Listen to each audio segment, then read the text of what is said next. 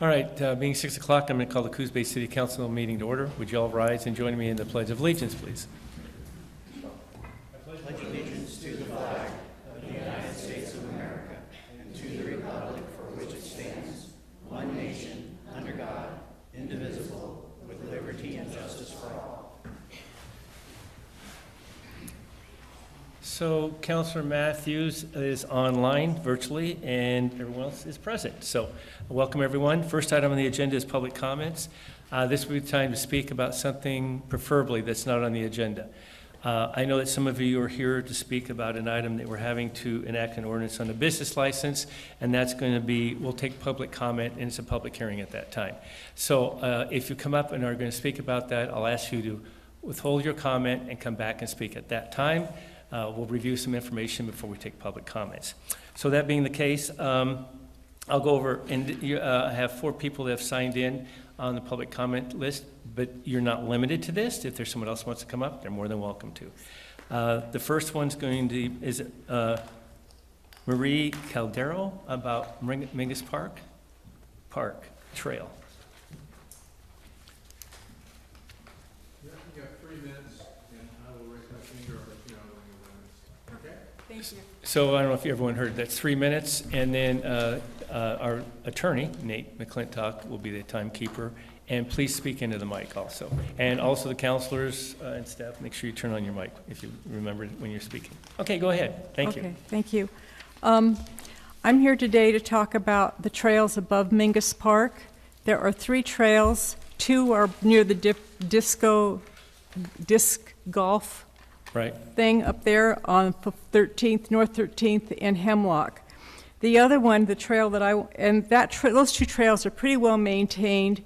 The line of sight is pretty good on those trails. From what I understand, all 3 trails are supposed to be for bikers and walkers. My problem is for the 3rd trail, which is on the other side, the west side, above the tennis courts. It starts at North 14th Street and Northwest Park. I'm not sure whether it's roadway or what, but and it goes down. The problem with that trail is it's steep. There are places you cannot see. There are ruts in the trails. Some of them are this steep, and some of the, when it mists or something, they get slippery and you can't get out of them. About 2 weeks ago, I was on the trail with my dog, and I heard a noise, and I kind of turned around and saw something at my periphery and tried to move out of the way. And there were 5 bikers coming down quickly. I mean, they couldn't help it because of the steepness of the trail. So I got mad, called the police. The police said, they said, well, bikers are allowed on that trail. I'm thinking, where do the walkers go? There's no place for the walkers to go on some parts of this trail. Some of them are just, parts of the trail are just big enough for the handlebars to get through. There's no way you can move. Okay, my problem is I think it's dangerous. I think there is a solution. And I also have noticed, backing up a little bit, is that a lot of pedestrians walk down that trail or come up from that trail. There are not that many bikers. That being said, easy way, yes? 1 minute, go ahead. Okay. Easy way is, I think, is to either A, make it pedestrians only with a sign, B, make it bikes only, C, fix the trails, or D, close the trails completely.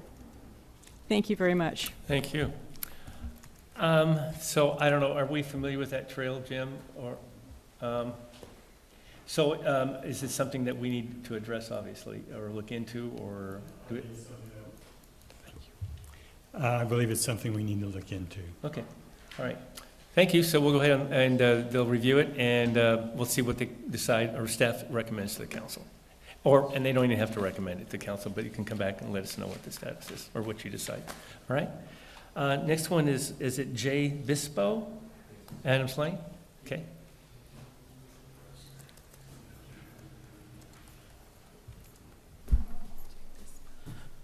One of the comments I had to make was about... Name and the city. Sorry. My name is Jonathan Bispo. Okay. I live here in Coos Bay County. Okay. Perfect. Just over the bridge. Okay. One of the comments I had to make was about an issue that's going to be dealt with later. Okay. Another issue I do have is I've reported poaching in this county.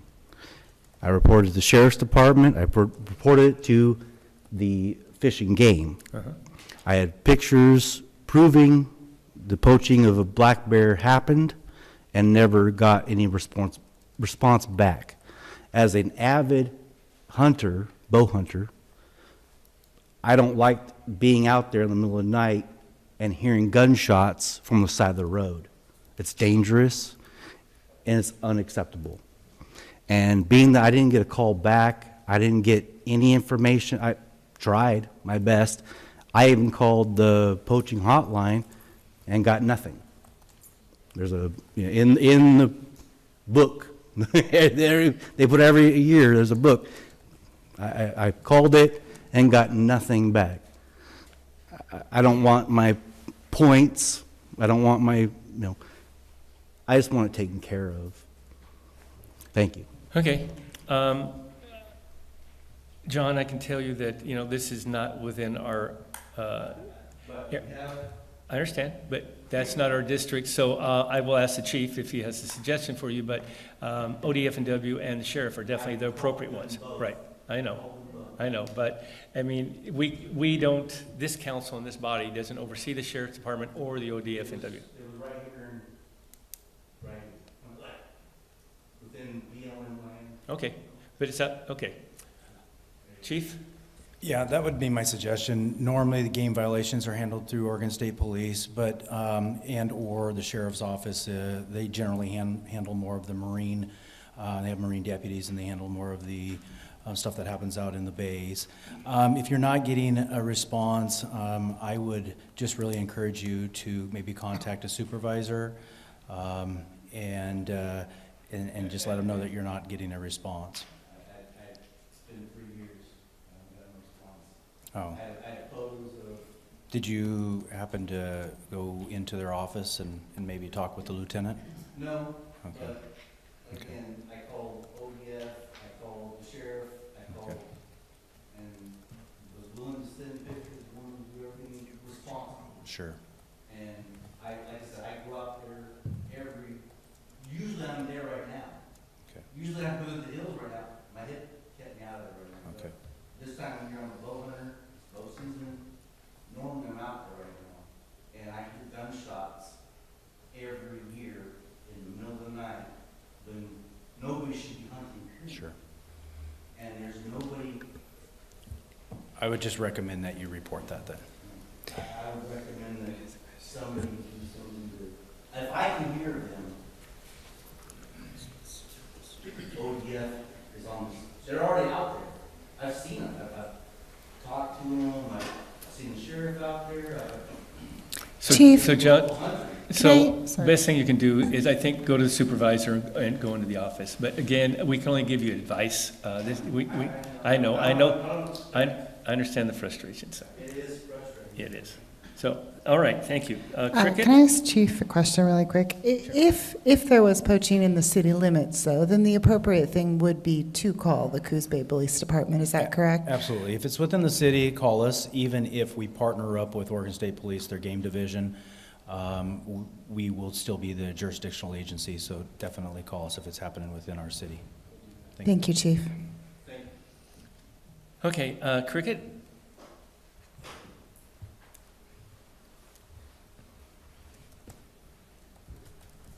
I'm Cricket Souls, and I live just outside the city limits of Coos Bay, but spend an awful lot of time here. And Well, I'd like glad. to invite everyone to come help us celebrate the completion of Phase 1 of Partners to Preserve Our Pioneer Cemetery. That's up at the Marshfield Pioneer Cemetery. It'll be on Friday, September 15th, from 3 to 6. If you can't make it then, it's easy to find the phone number for the cemetery and give us a call, text, email, whatever, and be glad to arrange another time when you can get there. On that day in particular, you can see how much work has been done in partnership with the city as a facilitator for the certified local government, in partnership with the tribes. The Confederated Tribes and the Three Rivers Foundation gave us a grant, and all the relatives and all the other people in town that have helped us make this a possibility. on that day. You could also share things if you have relatives up there. You can make a sticker or do a rubbing and then find out why you don't do rubbings of headstones, but you can do our rubbing, and just learn how you can contribute as we move forward with the next couple of phases. We have a grant writer that we keep on speed dial. It's keeping us really busy up there, and she's otherwise known as Becky Soul. So she's been really busy writing grants and making sure we can bring this up to speed. And next year, when you celebrate the sesquicentennial of Coos Bay, we hope to be an active participant in that as well. Questions for Becky? Anyone? I just want to thank you for all the work you've done and time over the years, and your daughter also, and it continues even though she's not living here any longer, but That's right. I sure appreciate it, so thank All you right. so much. Well, it's a great place, and we hope to have visitors come on that day and see how neat it is. Great, thank you. Thank you. Okay, we'll get to the agenda now. So first item on the agenda is the semi-annual presentation by the Coos Bay Downtown Association. Holly, welcome, and we appreciate you coming and telling us what's going on. Oh, please. I actually signed up for the talk. Pardon? I signed up to talk. Oh, Crystal, I thought you said that you did. Yes, it's something different. It's Okay, yeah, all right. yeah. I maybe it was a different sheet, but it was up here. Okay, so yeah, but I thought you, oh, anyway, go ahead, come on. I'm sorry, Holly, No, it's okay. I was just like, because I got a text that said that you just were here not to speak. yeah, no, this is about something different. Okay. Thank you.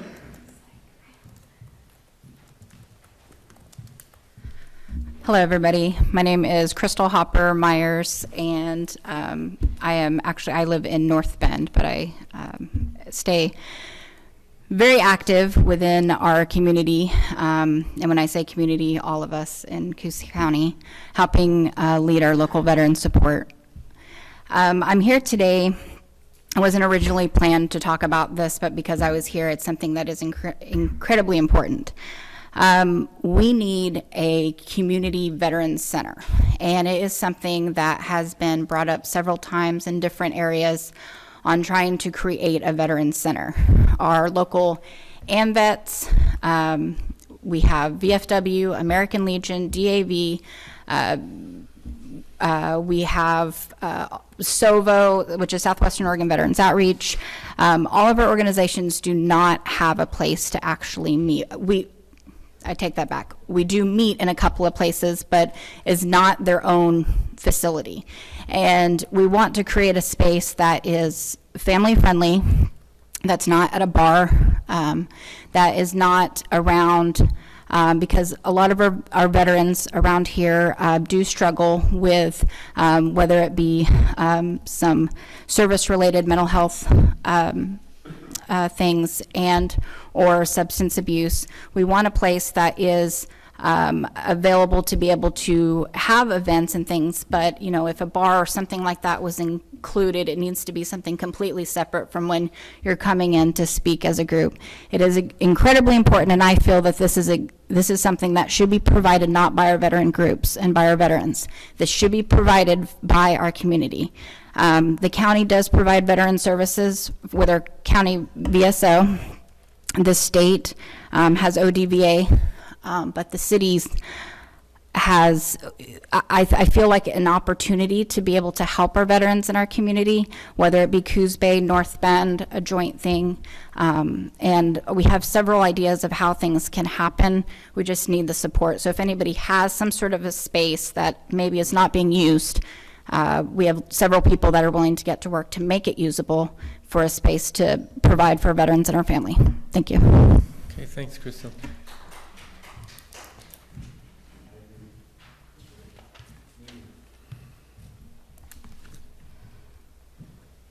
All right, Holly.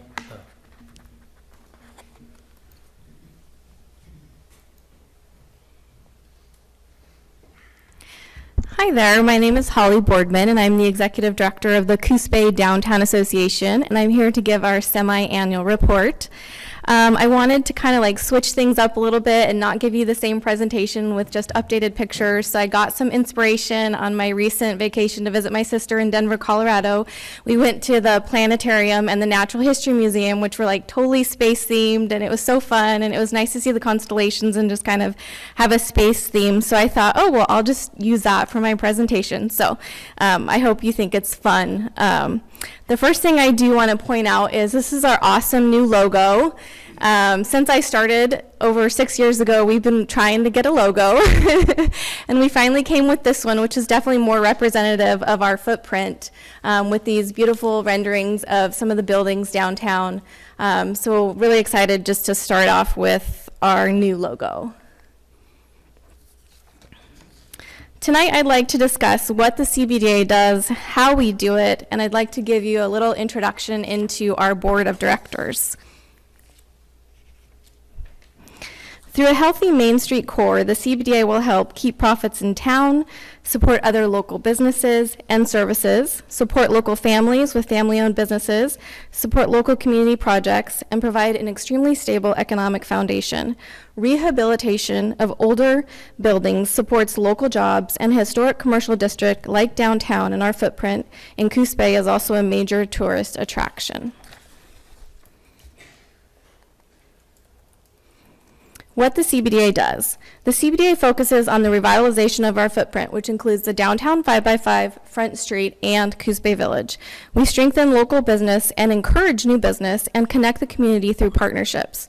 Through our farmers market, we have had, today counting, we have one that's trying to be a brick and mortar, so it'll be 7 vendors transition to brick and mortar businesses. Our many free community events, such as the Blackberry Arts Festival, the Bay Area Fun Festival, Trick or Treat, and Santa Comes to Town, to name a few, bring thousands of locals and tourists alike to our Main Street core, which in turn they can also visit the surrounding businesses that day or at a later time, turning them into customers for our local businesses. This is the impact of the 23rd season of our farmers market. We do have the Double Up Food Bucks program. If you're not aware of that, you can bring your food stamp card to the market and take off whatever amount you would like. And then we match up to the first $20 in free fruits and vegetables. And you can do this every single week till the last Wednesday in October. So if there was a month with 5 weeks, you could potentially get $100 in free fruits and vegetables. So this is an amazing program that we've been able to offer. In 2022, the CBDA Food Accessibility Program, including SNAP, Double Up Food Bucks, Basic Match, and Healthy Cooking, was very successful. Between customer distribution and farmer redemption, we were able to help our food poor community with $155,571 during that season. This is a great incubator for small businesses to get a start. 7 businesses have also gone to a brick and mortar location. The farmers market runs from the first Wednesday in May till the last Wednesday in October and brings thousands of locals and tourists alike to the heart of historic downtown, achieving our mission of downtown revitalization by bringing people to the local businesses' doors. In 2023, the community came out in amazing support like they do every year, and we had 15 sponsors of the Coos Bay Farmers Market. Each sponsor sponsors something different, and this is just an amazing group. We also had Farmers Market Manager Melissa Hassert back. This is her 4th season. She does an amazing job with our over 90 vendors that we have at the Farmers Market. Even though we're considered a relatively small town, we have one of the largest farmers markets in the state of Oregon. And not only does Melissa do great with the vendors, she's also good with the community and people that come to attend the market. So we're very blessed to have her running our farmers market. The CBDA follows the Main Street approach, which is a proven comprehensive approach to the revitalization of our footprint. We have 4 committees that, when combined together, integrate into a practical downtown management strategy that produces changes in the community and the economic base.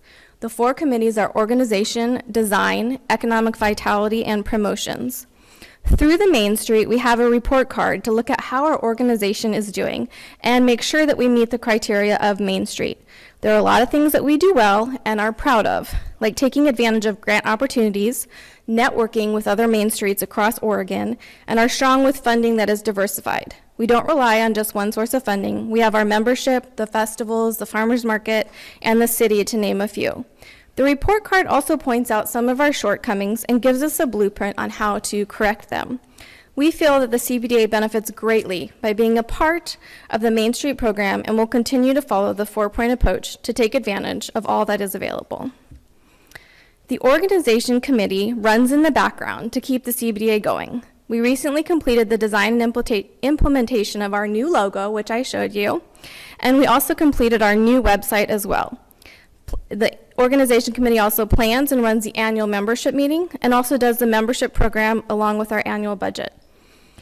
Our new website, coosbaydowntown.com, is up and running, and it has been for 60 days now. We're still working out the bugs, but now we are focusing on finishing up the links to the community resources page, attractions page, and event page. Now we have unlimited pages, and we'll be doing expansion over the next year. Our URL has changed from .org to .com, so we will be doing some branding over that. We are very happy with it. One of our organization goals is to always increase our membership, and we have tried several different programs, such as the Banner Bank Dues Relief Program, the Refer a Friend, and also being at people's front door. Our membership increase has been slow, and the organization committee is now tasked with accomplishing this goal and showing the advantages of membership. We look forward to this continuing to grow. Design enhances the attractiveness of the district. We recently put in the Running Legs bike racks, and the city will also be installing them at the Lockhart parking lot. We did phase 1 through 3 of the utility art box project, and we are currently working on phase 4 through 5. The lovely flower baskets and seasonal banners are also courtesy of the design committee. The wayfinding signs has been a thorn in our side for quite some time. We are happy to report that through a collaboration with the city, with Chelsea Snobel's help, and the Chamber of Commerce, we have come up with a better directional signage as to the map as to where you are located. We will be updating the wayfinding signs quarterly. It's not the digital signage we were hoping for, and our goal would be to continue to pursue some form of digital signage in the future and grants that could go and help towards that as well. Economic vitality involves analyzing current market forces to develop long-term solutions. Recruiting new businesses, creatively converting unused spaces for new uses, and sharpening the competitiveness of the Main Street merchants are examples of economic restructuring activities. Currently, we are administering the Revitalization Grant located at 161 Date Avenue in the Front Street District, working with Heidi Sauce. Heidi won the Excellence on Main Award last year for her work on the 999 North Front Street building. You can see this is still in the progress, but how much work has been done. And every time I drive by it, I just get so excited. And then when I get to come see it, it's like, this is just amazing, the transformation, everything. And I think it's just kind of indicative of all of the transformation in the Front Street District as well. So it's very exciting. Promotions creates excitement downtown. The Blackberry Arts Festival and the Bay Area Fun Festival and Parade, along with the Farmers Market, encourages customer traffic. Promotions involves marketing an enticing image to shoppers, investors, and visitors. We also have a huge turnout for our trick or treat, Santa Comes to Town, holiday open houses, and reindeer roundup. Meet our board of directors. First, we have Beth Clarkson, who is our president. She's here tonight. She recently, at our annual membership meeting, won the Years of Service Award. This is a well-deserved award. She has been working with us for countless years. I literally could not do my job without her. She's with Checkerberry's Flowers and Gifts. Not only is she on the organizations committee and runs the backbone of the organization, she helps with design, she helps with promotion, she edits the newsletter, she creates the budget, and the list could go on and on. Checkerberry's also donated a computer to the farmers market, so we are just so grateful to have her on our board. And then we have Jill Rasmussen, who's the treasurer, who's with the Egyptian Theater.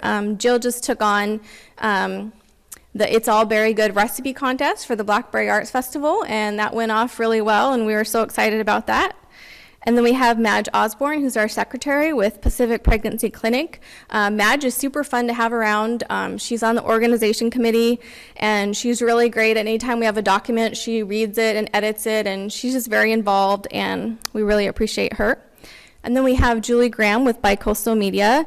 Julie literally works tirelessly behind the scenes on all of our festivals and all of our promotions. She's the co-chair, but she does so much of the heavy lifting. We really couldn't do it without her. And then we have Dana Weber with Banner Bank. Dana has been awesome to have on the board. She's also on the organization committee. She's always coming up with these crazy themes and fun ideas for our annual membership meeting, and she just brings a great energy to the room. Banner Bank has been an amazing partner with the Coos Bay Downtown Association. They have sponsored the Santa Comes to Town for many years, the free cookies. They started the Banner Bank Dues Relief Program during COVID to get more people to pay half their dues for the bronze and silver membership. They also sponsored our entire new website. In addition to that, they are the main Bay Area Fun Festival sponsor, and this year they're also the main sponsor for Shop Small Saturday. So they are just awesome partners. Then we have Jay Andrews with Bigfoot Beverages. Bigfoot has been responsible for all of our posters for the farmers market and for our festivals and our new big signage that we're going to have at the Fun Festival for the music. So they've been a sponsor of many of our events, and we're really appreciative of that. And then we have Terry Cox, who's here tonight with Get Yappy Yappy Hour Dog Treats. Terry brings a lot of knowledge from his past career, and it's just really fun to have him around, and he's coming up with some new ideas, and it's really nice to see. And then we have Stephanie Kilburn with Southwestern Oregon Regional Airport. She is also our city liaison, and she is just a wealth of knowledge.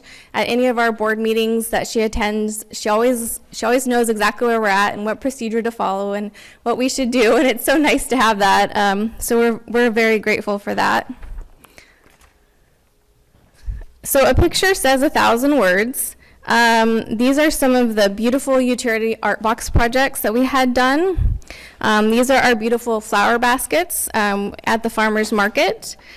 This is our trick-or-treater. We get over 1,200 kids and their families coming to our trick-or-treat in downtown Front Street in Coos Bay Village. We have Santa Comes to Town. That's a huge event, not only on that night, but on the next day as well. And then we had these kids won the prizes for one of our reindeer roundup. And then we also had one of our floats that had won a prize at the Fun Festival. Those are just some of the promotions that we do. And then we have a view from the visitor center. The visitor center had a professional photographer out, and they took these amazing pictures and they shared them with us, and so I thought it would be fun to share some of them with you.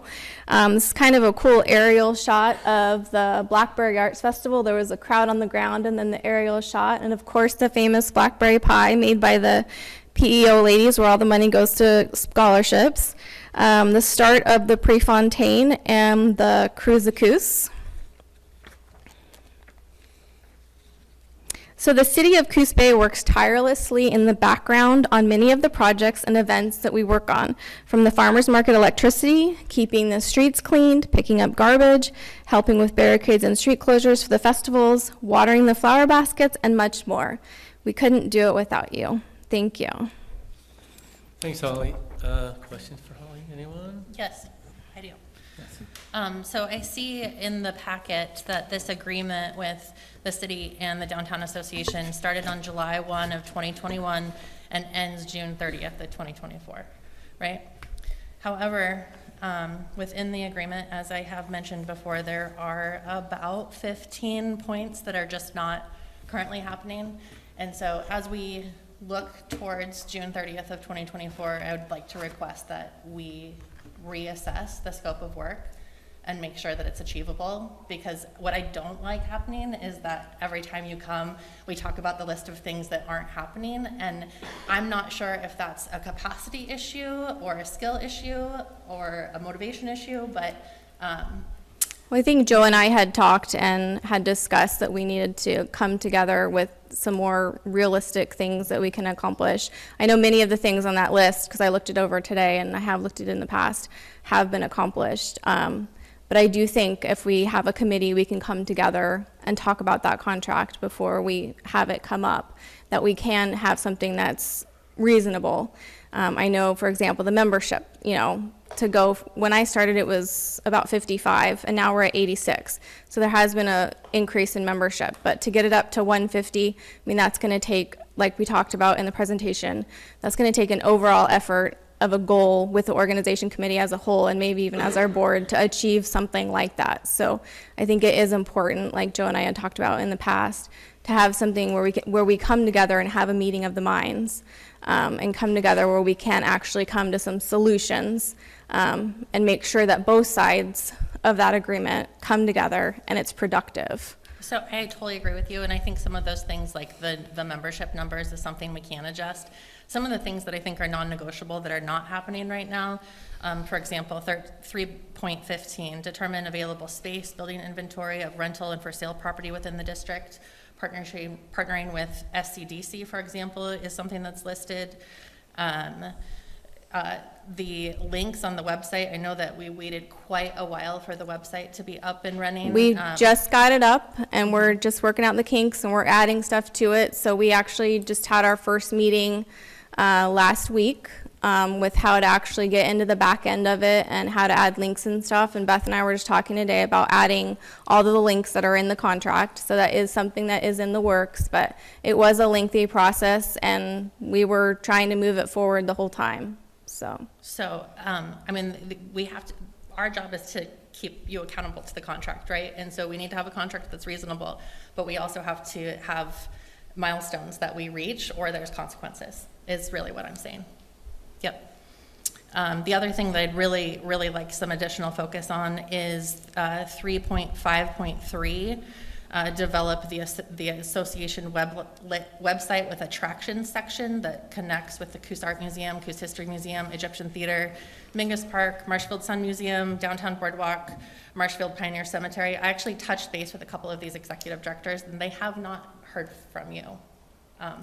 And so I think it's important to link our cultural assets with the Downtown Association. We can reach out. We literally have not been there yet. We are just, right now we just got the website, and we're just getting to the point where we can get into the back end of it. We will be adding all of those things that are required for the website. Do you have a timeline on that? I do not have a timeline on that. I think, if I may, Sarah, Councilor Stevens, I think the point that Councilor Stevens is trying to make, this has been an ongoing conversation, and I'm excited to see the signs and some of the projects that you're completing. I think the website is incredibly valuable, and I think as this council has been concerned, we want it to be a realistic contract, but we will hold you accountable to it. And I agree. And I think it's completely appropriate. These aren't our dollars; these are our citizens' dollars, and we want a really strong downtown. I am pleased to know that you have Terry Cox, who has over 30 years of marketing experience. I've had the great privilege of working with him. To have him on your board, I think will be very helpful to some of the things that you're trying to accomplish. I also had a question in regards to the strategic plan. I thought that you had done a strategic plan, I thought Travel Oregon had funded some, and that was a Main Street project. We have two. We did a strategic plan with Sherry Stewart, Okay. for the CBDA, and then we also did a Travel Oregon grant, which was like an economic vitality plan. Okay. So we have two. My hope is the next time you join us is maybe, or you can give it to us through the staff, is kind of an update on what things you've accomplished with that plan, and really excited again to see all of the electric, I always call them, what are they? Utility Art Box project, yes. The utility art project. It's really fun to drive around town and see those looking much better than they did previously. But to Councilor Stevens' point, I think there's some work that needs to be done, and I don't think that I would just wait for the city to do it. I think that that's something that you need to take back to your board and come up with things that are realistic for you, and then come with a proposal to the city. Other comments? Just in regards to the Travel Oregon grant, that falls under the area of economic vitality, which is one of the legs of Main Street program. With COVID and me switching jobs, I actually I chair that And so it's not the downtown associations. I know that that plan is sitting on a shelf, and it bugs me because I hate doing something and not implementing it. But I think we're very close to reestablishing some benchmarks for getting that up and going and establishing those committee meetings again. John, this isn't, no, I this, know, no, I know, but John, as just this is, somebody who lives in the city, John, John, I get more information from the new local newspaper John. than I get from online. okay, John, And- this is not the time for public comment. This is a presentation. I know, And, but okay, so please, they're please, wasting money and time. John, please, all right? Okay. You want to discuss this later on, you can get a hold of me, and we'll be glad to talk about it, okay? All right, thank you. So, Has better information. anyway, again, so if I understand correctly, Holly, and if it's all right, and you get a lot of your board here, they'll come back with some expectations that you think can be done and how this contract can be looked at. Get with Nicole, and that we can go from there. But I think it's, as we've talked in the past, that, you know, it's just something we need to revisit, so. Sounds good. All right, and I want to, anyone else? Anyway, I want to thank the Downtown Association for all they do. They do a lot, as you have seen on the presentation, so I do appreciate what's being done. Thank you. Thanks. All right. Okay, next item on the agenda is going to be approval of the National Preparedness Month proclamation. Chief Anderson. Thank you, Mr. Mayor. So, launched in 2004, National Preparedness Month is FEMA's annual preparedness outreach program aimed to educate and empower Americans during September and even throughout the year to prepare for and respond to all types of emergencies, including natural disasters and potential terrorist attacks. The U.S. government chose September due to the terrorist attacks on September 11, 2001, and because September is the peak of the Atlantic hurricane season. Goals of preparedness is to reduce the impact of large-scale emergencies and aid in the recovery efforts by preparing individuals and communities. Being prepared with food, shelter, water, and other basic essentials with a goal of being self-sufficient for at least 2 weeks helps communities with limited resources recover quicker. Information on how individuals and families can become prepared can be found at www.ready.gov. Additionally, the city, in partnership with Northwest Natural, will be hosting a disaster preparedness education event this Saturday on September 5th at the fire station at 450 Elrod in Coos Bay from 10 a.m. to 2 p.m. National Preparedness Month culminates on September 30th with National Preparedness Day, the National Day of Action. So, with that, I will read the proclamation.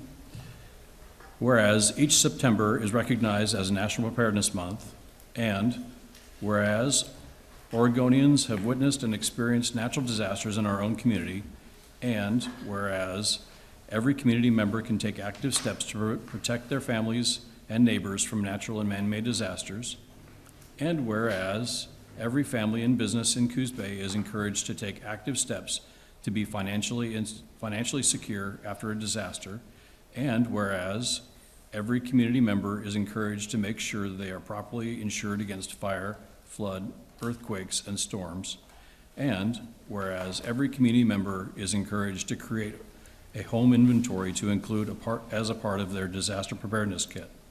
Now, therefore, I, Joe Benetti, Mayor of the City of Coos Bay, do hereby declare that the month of September 2023 be known as National Preparedness Month, and join the cities across Oregon to encourage everyone to build a home inventory of their personal property and speak with their insurance agent to make sure that they are financially prepared for a disaster. So, thank you, Chief, and Council, with that being read, and how do you like to proceed on motion to adopt? I move that we approve the proclamation declaring the month of September 2023 as National Preparedness Month. Second. It's been moved and seconded to approve the proclamation for National Preparedness Month proclamation. Any other comments or discussion? Hearing none, I'll call for the question. All in favor say aye. Aye. Aye. Any opposed? Hearing none, it passes. Next item on the agenda is public hearing to consider enacting an ordinance regulating abandoned shopping carts Nicole, you're going to handle this? I'm going to start us out. Okay. I'll note that Captain Lindahl is here, so if there's, he's kind of been the partner that's been leading this process, so if he has anything to add, he can certainly step in. But just to kind of set the groundwork here, we've been talking about this specific challenge for our community for a number of years. We started this during the time of the homeless work group, kind of having some discussions about how we can tackle this. We attempted at that time to bring some of the local facilities in to, kind of brainstorm with us a way that we could make an impact on this, and unfortunately we just were unable to kind of move that forward. So fast forward to now, we've been started chatting with you guys during the May work session. From that, we kind of walked away with some things that you guys wanted us to look into. We came back to you in July, not quite right, didn't quite get all of the things we were looking for, so came back in August with what we believed would be a good option. At that point, we had identified, obviously the ORS could give us a really good, strong backbone to work from. We also were able to get some information on a service that was starting out here locally because a store had started a collection option, and then also some information on the electronic fencing option. So shared all of that with you at the last meeting, and that brings us here today, which is what's presented is our version of the proposed ordinance, which includes essentially what ORS speaks to. We are recommending that we walk the path of encouraging folks to sign up with this vendor who is beginning to work here locally, part of the National Grocers Association, to assist them in the gathering of their carts. And then we will have some, fees associated with if there's still some challenges that we can assess for those businesses. And then I would just add, from the month of August, our Public Works team gathered 56 carts throughout the city. And it's my understanding we do not currently have any stored at city shops right now. But that's what I was going to share, unless you wanted to add anything.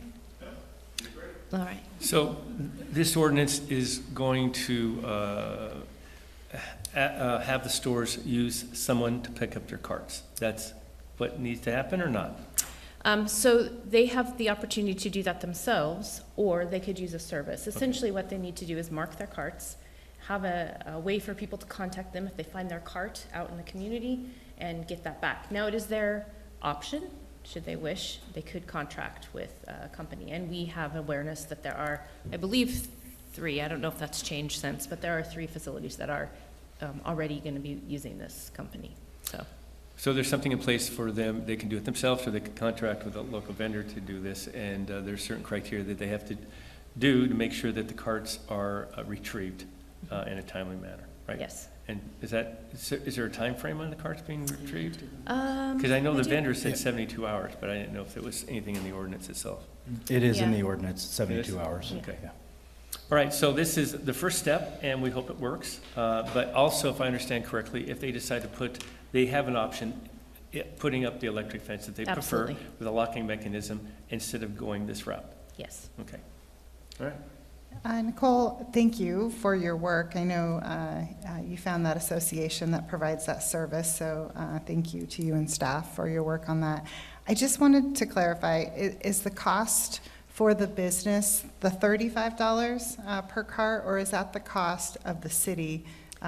Yes, that's what we've estimated the cost for staff to pick up a cart. Do you have any sense of what that service costs a store? Yes, I'm sorry, I should know that. We did look at that last time, I just didn't bring that with me. I want to say there's a fee to sign up, but then it's, $6 or $7 per cart. Great, thank you very much. Just to clarify for the public real quick, because we've been talking about this a while, but when we say electric fence, that means the wheels lock if it goes past a certain point, not surrounding the business with an electric fence. Good point. True. Good point. Thought I'd clarify. And I was curious, it may not have fit into this ordinance, or it may not have been viable, but last time the captain briefed us, we were informed that there are businesses giving out their shopping carts, and it's making it a little difficult to figure out which ones are stolen and which ones were actually given to these people and are their property, if I recall. Yeah, weren't we going to put that in I the was ordinance, or gonna- ask that's that to what I was be gonna- in the ordinance to, that no cart can be given away, I believe? We knew we'd get you up here. Hi, good evening. I'm Captain Lindahl with the police department. So part of this program is obviously there's going to be an educational period. When I'm out talking to all the businesses, I'm going to highly encourage them to not be giving out shopping carts. But ultimately, it's their property, and if they decide to give it out, they can. It's going to kind of, I think, be counterproductive to what we're trying to accomplish. And I think we'll have good results. Part of this as well is getting this idea of criminal prosecution under control. So this would cover abandoned shopping carts, i.e. one that is not possessed by someone in public. The police department will still handle ones that are possessed by somebody in public, so long as the business is willing to be a victim of the theft. And that's where I think Councilor Kilmer suggested that we do something similar to our Property Watch program. That is still our intent. We'll have essentially an application where they sign up, list whoever the named party for criminal prosecution wants to be on behalf of the business, and then the dollar amount for the cart. I know who the businesses are that are handing out the shopping carts, and I think we can remedy that with a conversation. Okay, good. Well, because that kind of defeats the whole purpose here. Correct, I would agree. Any That's what other- I figured. Okay, any other comments or questions, anyone? So the cost to the business upfront is potentially a phone number, correct? And then the labeling of every shopping cart. Correct. Okay. And then ongoing, the cost would be the fee if they don't pick it up within 72 hours. Yes, potentially. I mean, they'll have to retrieve the cart somehow, which is inevitably going to cost staff time or a retrieval company, which if they go through the grocer association, I think is $6.50 a cart. So this is technically a lot less than retrofitting every cart, potentially. Agreed. Yeah, okay. Yes. Well, it depends how you look at it. On long term, they're paying a monthly fee, and they have an operational cost that they wouldn't have the other way. So it's a balance, and I think this is something that is a first step, and we hopefully that'll be the case. So, I mean, I think it's a good first step. I don't think the council is ready to move forward on the electric fence, even though I think it might be something to look forward to in the future, and they could do that and not have to do this. So yes and no, I guess, is the answer, Sarah. I appreciate your comments, Mr. Mayor, and I do also agree that this is a good first step, and hopefully this will take care of the problem. But to your point, further down the road, perhaps we will have to reconsider something else. But I'm glad that you think you can remedy the thing about giving the carts away, because that was a curveball for myself at the last work session, and I think the rest of the council too. But thank you for doing that. So, yes, sir. Thank you for all your work on this. I know it was quite a bit of time and research, so it's appreciated. I would love to hear from Patrick. I know you've commented in the past, and Coos Head is probably one of our smaller, if not the smallest, business being affected. Okay, so just give me a second. So Okay. any more questions? Okay, so let's open a public hearing on this, and this would be the time. Oh, go ahead. What was your question? I'm just curious about, it has been amended a bit since you commented in the past, and just curious about your feelings on this.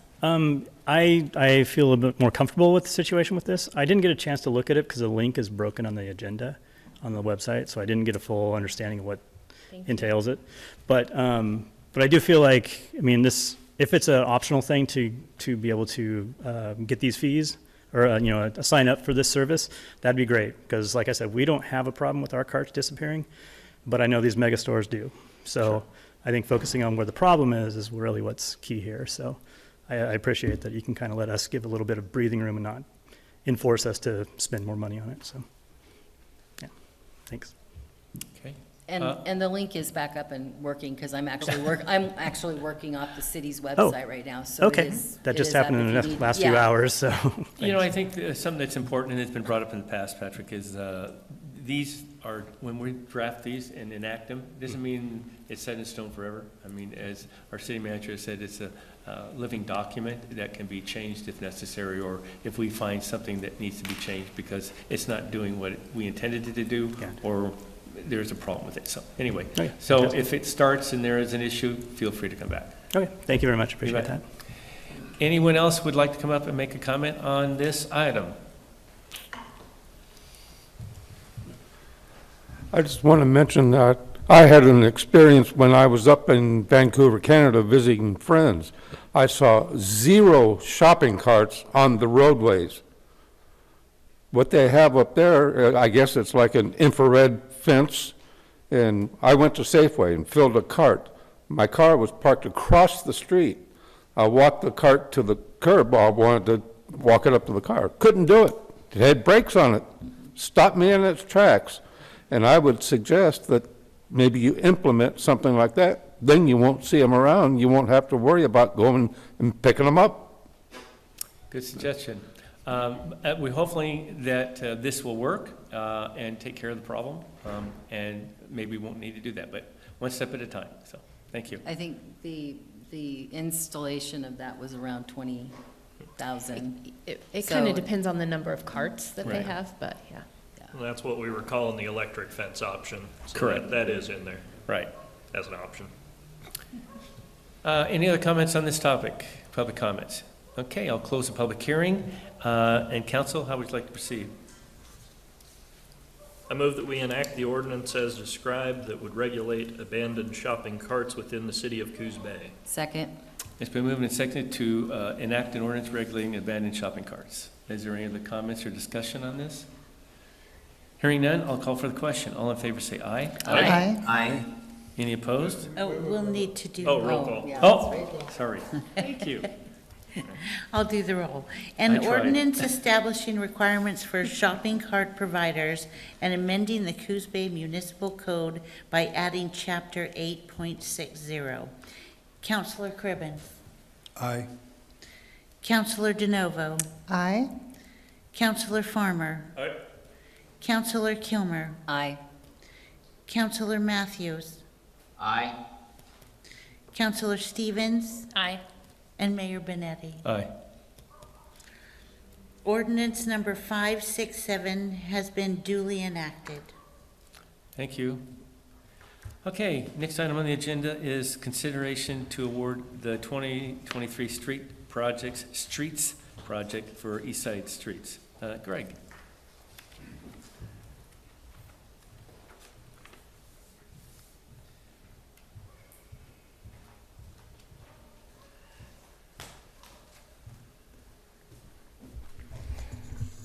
Good evening, Mr. Mayor, Council. Thank you for having me this evening. So the City Council is committed to improving the conditions of the city infrastructure. City staff identified 3 sections of roadway in East Side in needing of being repaired or replaced associated with this project. The city received 1 bid from Knife River Materials for the amount of $432,800. The scope of this project will consist of asphalt concrete pavement, including the grind and inlay, demolition and reconstruction of roadways, and other miscellaneous items. If it pleases council, award the 2023 Streets Projects East Side Roads Project to Knife River Materials for $432,800, plus authorize a 15% contingency of $64,920 for a total not to exceed $497,720. The city staff estimate for this project was $400,000. So Greg, when the staff, or even whoever we get to do these estimates, are they including the 15% contingency in their estimates, or they're not? I typically do not consider the contingency because I'm not sure what the bid is going to be. Right. So I typically estimate based off of construction costs. Okay, so but when you put the 400,000, that doesn't, you're not putting 15% contingency in this one? Correct. Usually, okay, so we have to take that into consideration. Yes, sir. Okay. Council comments or questions? If we approve this tonight, how quickly will it be done? I'm sorry? If we approve this tonight, how quickly will these streets be finished? I'll issue a notice to proceed tomorrow, and then from there, just the time to get the contracts completed, set up a pre-construction meeting, and then once the the contractor's ready to go, they'll have, once the notice to proceed is given, they'll have 60 days to complete the project, and then I think it's 90 days for substantial, or for final completion. So mid-November. Okay. Correct. Thank you very much. So, I don't know who's going to be able to answer this. Is this coming out of the TUF funds that we have initiated? Yes, it's coming out of Fund 45. Okay, 45 is the TUF fund? Well, that's the capital improvement fund where the dollars go. Okay. Transportation utility fee that this council initiated some time ago to be able to repair streets that were very much needed upgrades. And we're getting, I think when we started, it was 50 years we were behind, and now we're down to 25. Is that about right? I'll say 35. 35. I'm going to hold you to 25. Okay. All right. I'll remember that, Jim. Anyway, we're making a dent in it and getting the streets in. So anyway, any other questions for Greg? I don't really have a question, but more of a comment. I did have a citizen that lives out in East Side that was concerned that they were being forgotten, and I assured them that they were not, that we have worked on projects out there. And that was before I got the agenda. So I was glad to also see this on there. Just kind of backs up that we take, we have to take care of a very large scope when it comes to the city. We've got a lot of area to cover, and it's nice that we can divide that out between the districts, I guess, if you want to call them. So East Side and Empire and downtown. Sure. Troy, you had a comment? No comment. Okay. Anyone else? Hearing that there are no other comments or questions, can I get a motion to approve, please? I'll move to award the 2023 Streets Project Eastside Roads to Knife River Materials for $432,800, plus authorize a 15% contingency of $64,920 for a total not to exceed $497,720. Second. It's been moved and seconded to award the 2023 Streets Project for East Side Streets. Are there any other comments? Hearing none, I'll call for the question. All in favor say aye. Aye. Aye. Any opposed? Hearing none, it passes. Thank you. Thank you, Greg. Thank you. Consideration of a resolution supporting ODOT's proposal to designate a U.S. bicycle route in Coos Bay. Jim? Thank you. We discussed this at your work session back in August. The Oregon Department of Transportation is seeking your support to designate the portion of the Oregon Coast bicycle route through the city of Coos Bay as a U.S. bicycle route. Now, a U.S. bicycle route system is a developing national network of bicycle routes which will link urban, suburban, and rural areas using a variety of appropriate cycling facilities. U.S. bicycle route designation brings significant economic, transportation, environmental, and health benefits and puts communities on the map as a bicycle tourism destination.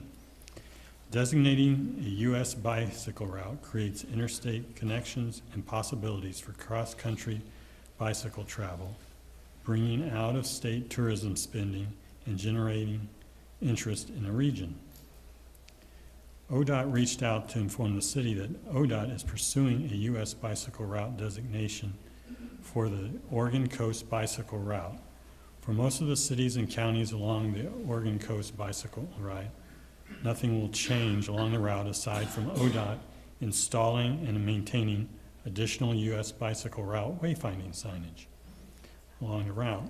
The new signage will likely be mounted on the same existing signs that currently house the Oregon Coast bicycle route signs. Most of these signs are limited to state highways. Within some areas, signage on routes will travel into local cities, like our case, which are along Newmark Avenue and South Empire Boulevard. If it pleases the council, if you would consider approval of Resolution 23-17, supporting Oregon Department of Transportation proposal to designate the Oregon Coast bicycle route in Coos Bay as a U.S. bicycle route. So for clarification, this route, bicycle route it exists now and It does. has for a time. That's correct. So it's basically renaming it and That's adopting correct. it. Okay. And they're not giving us any money other than some wayfinding signs, is that correct? There's no money. Okay. Just a question, where that starts is over on New Market, basically the college campus, which is where the border of the city starts. So leading up to that, are they working with the city of North Bend and other jurisdictions to connect that route to something? Yes, that's what they're doing. Okay. So what's the end game? I mean, does that open up funding at some point to make them better bike routes or safer bike routes? I don't believe so. I think what it is it gets us more on the map of throughout the country.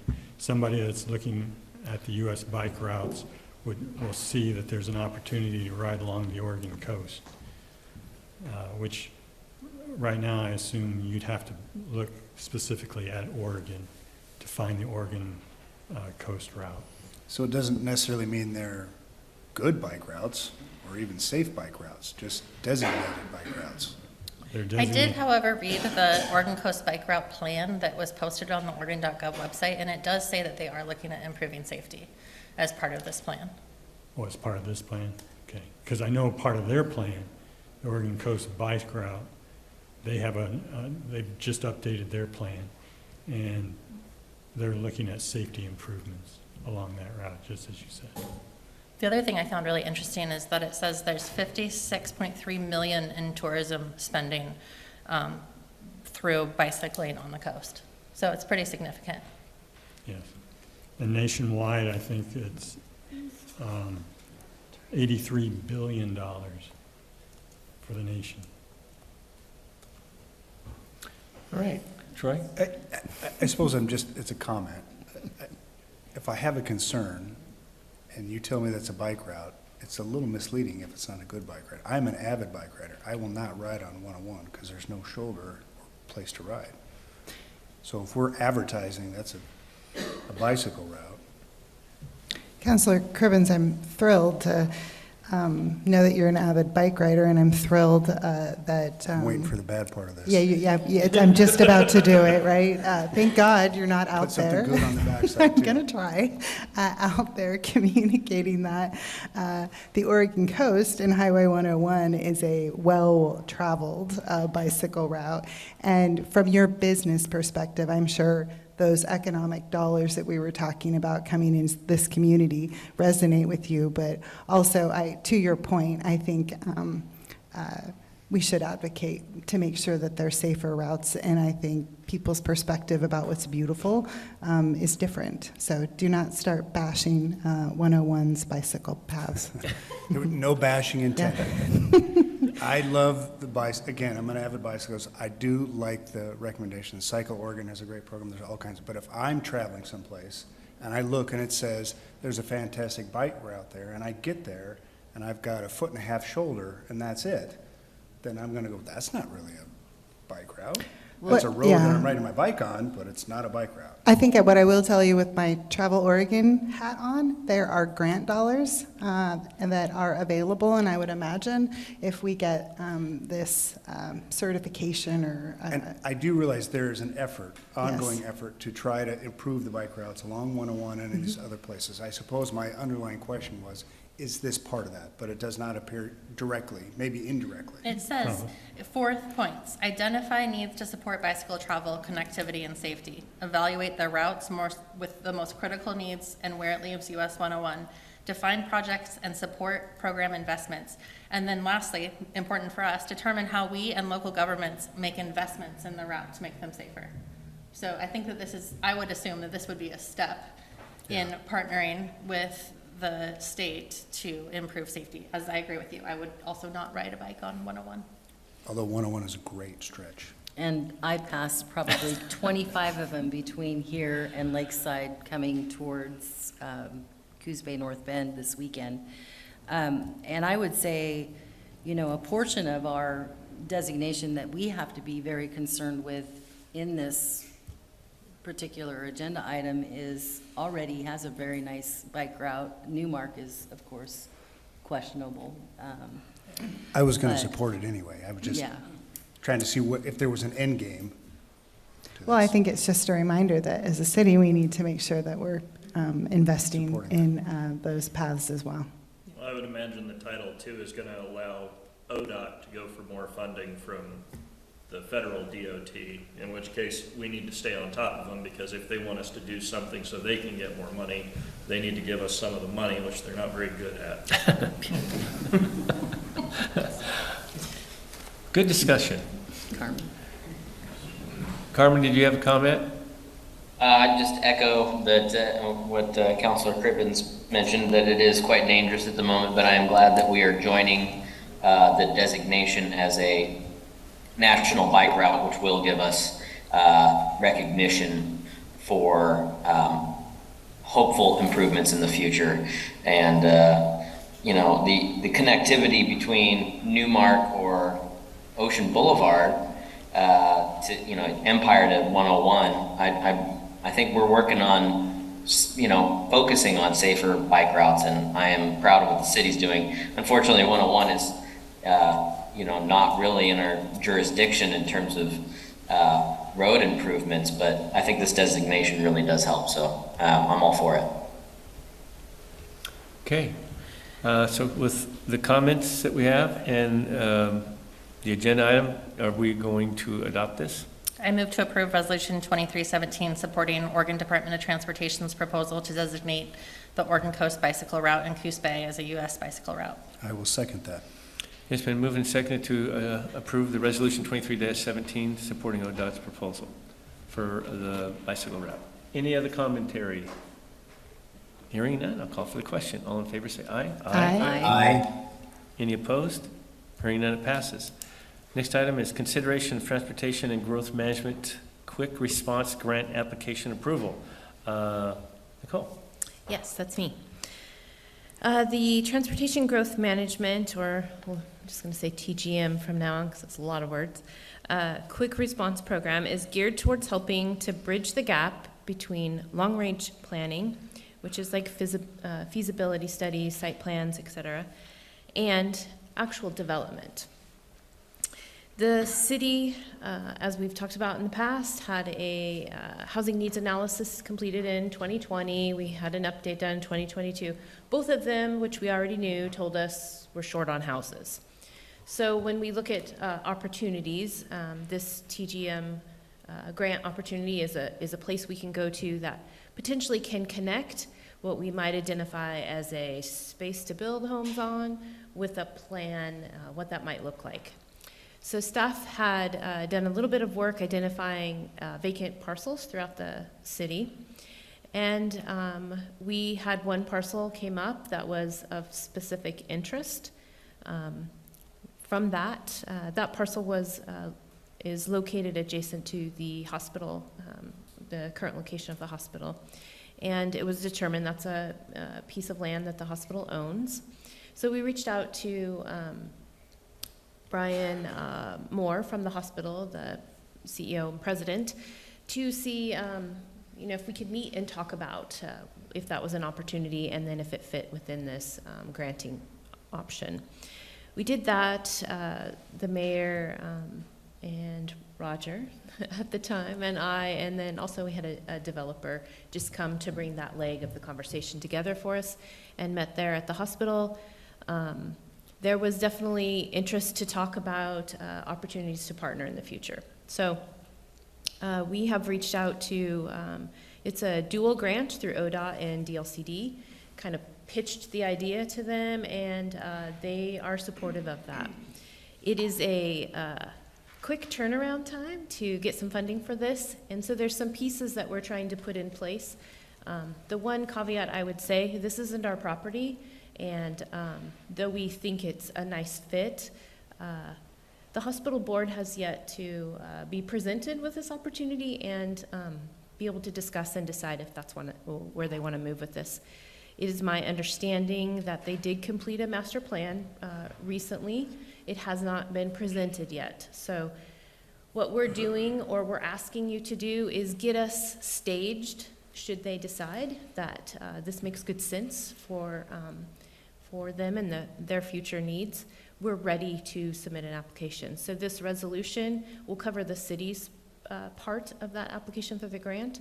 We also have a letter of interest from a developer that helps to add a little bit more interest to our application. And I believe the hospital board might meet on the 13th. And if they have interest, we'll move forward with potentially a letter of support from them. So again, they need the opportunity to review and discuss before we can move forward, but we wanted to be ready on our end. Yeah, so this came about because of our planner, Chelsea. You know, I want to give her credit. We were meeting with DLCD. This came about. She realized this is some property that could potentially be done. They did an analysis in-house and figured there might be multifamily units there of up to 200, but that's just a ballpark guess. This would be more of a site development that DLCD would give a grant for. That way a developer can come in and say exactly what could be done there and then put the parameters around it. This grant at one time was not available to us, and then it became available. And it's a quick turnaround because we need to try to get this submitted by the end of September to be in the possibility of getting a grant. My question to you, Nicole, is I found out that this is for 16 acres, but I don't think it's in here. Does it specifically say 16 acres or just a parcel of property? Because I understand that the hospital also has another 16 acres that's adjacent to it or close to it. I mean, if we're going to go after this, should we not look at maybe that whole, maybe the hospital doesn't want to do it, but at least the opportunity to develop maybe both pieces? Yeah, so that's a great question. I don't want us to get too far out, of course, from where the hospital board Sure. hasn't even looked at their plan yet Right. as a group. I don't know if that's available. That is obviously that other piece has some infrastructure to it. There's some roads and things Right. in there already, but it is also adjacent to some current facilities, and so they may really want to keep that back in their pocket for growth potential. Whereas the second piece that we're kind of looking at as a possibility doesn't have that same connectivity, so Sure. it might make better sense. But But this resolution isn't specific to any parcel. So No. therefore, the hospital, if they wanted to, Yes. they could put it in that plan if they wish. yeah, and so what this, what we'd be doing initially is just you're giving us the authority to apply for the grant.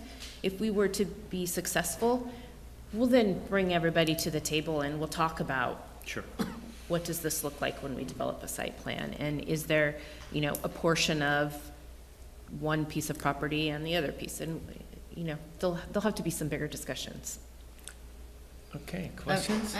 What is the property zone right now? It is, gosh, I wish I would have paid attention to that. I It's- think it's- it's medical, But you which can put allows, Housing. yes. So it does have some housing in Yes. it? Yeah. Would the housing that we're kind of, I know we're not getting specific, but you did have a developer there. Is that something that would be beneficial for the hospital as well? Yeah, they're having the same challenge everybody's having in this community is workforce housing.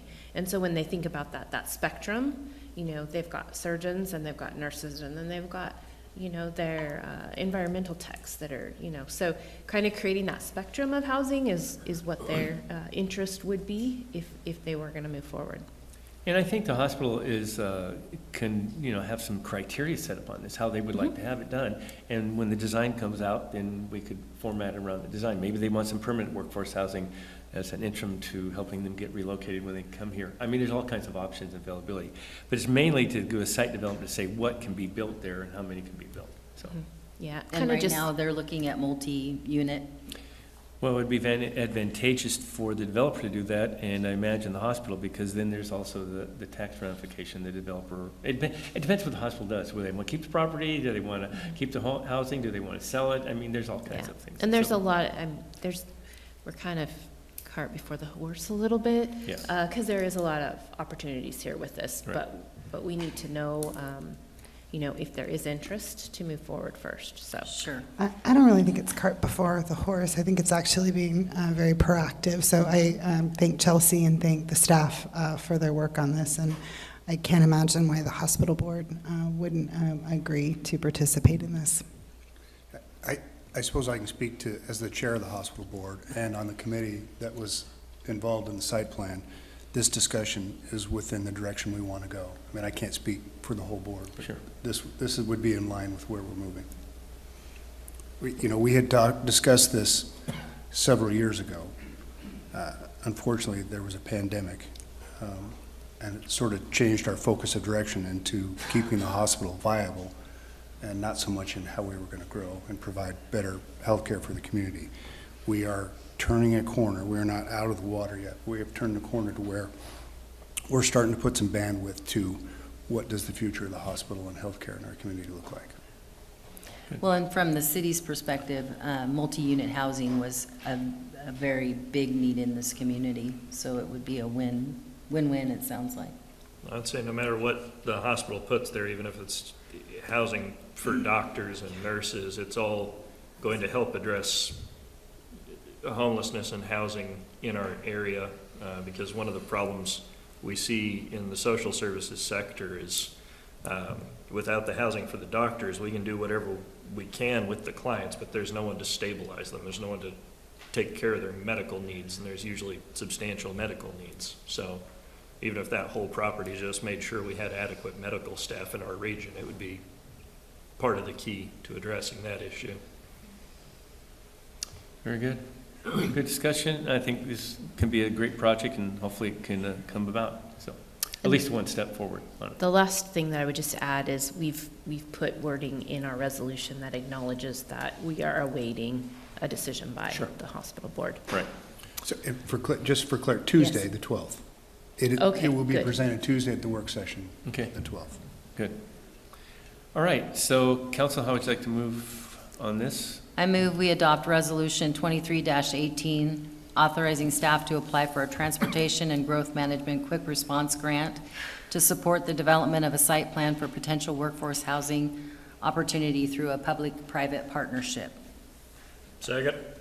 It's been moved and seconded to adopt Resolution 23-18, which is a Growth Management Quick Response Grant application approval. That'll be in conjunction with the Berry Hospital. Any other comments?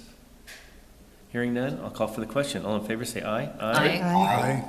Any opposed? Hearing none, it passes. Okay, next item on the agenda is going to be to consider enactment of an ordinance amending business licenses, regulations, and adoption of Resolution 23-19, amending the city fee schedule. We'll have a public hearing after the staff gives us an update where we're at. And Nicole, you're going to be doing that. So I'm going to start us out. We do have some stuff here who probably will add much more clarity to the conversation.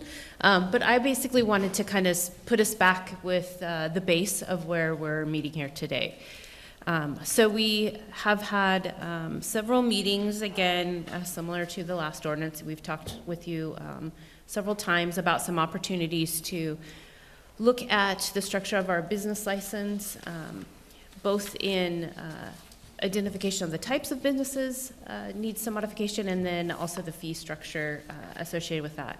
You know, often our goal in establishing fees should be that those fees cover the cost to provide that service. And so that's kind of what this work is here, is to identify what the cost of a business license application is for.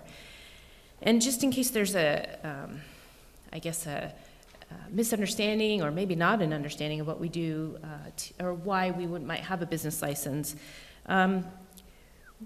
it's important for cities to use that as a tool to regulate and monitor the business activity within our jurisdiction.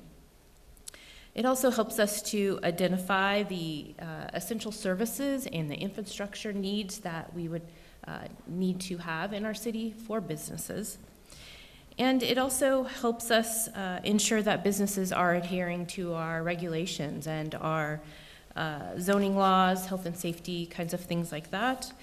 And then lastly, it gives us a tracking tool, if nothing else, that identifies the businesses that are operating in our area. And that is crucial when we're thinking about economic planning and development. So it seems it's tough to wrap your head on like why we're doing business, but there is a very valid purpose for having a business license program. So what we are proposing, it's here for you today to review.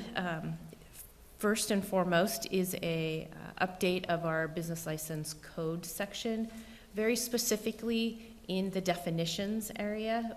You'll look at that, and for example, you'd look at we had historically required vending machines to have a business license.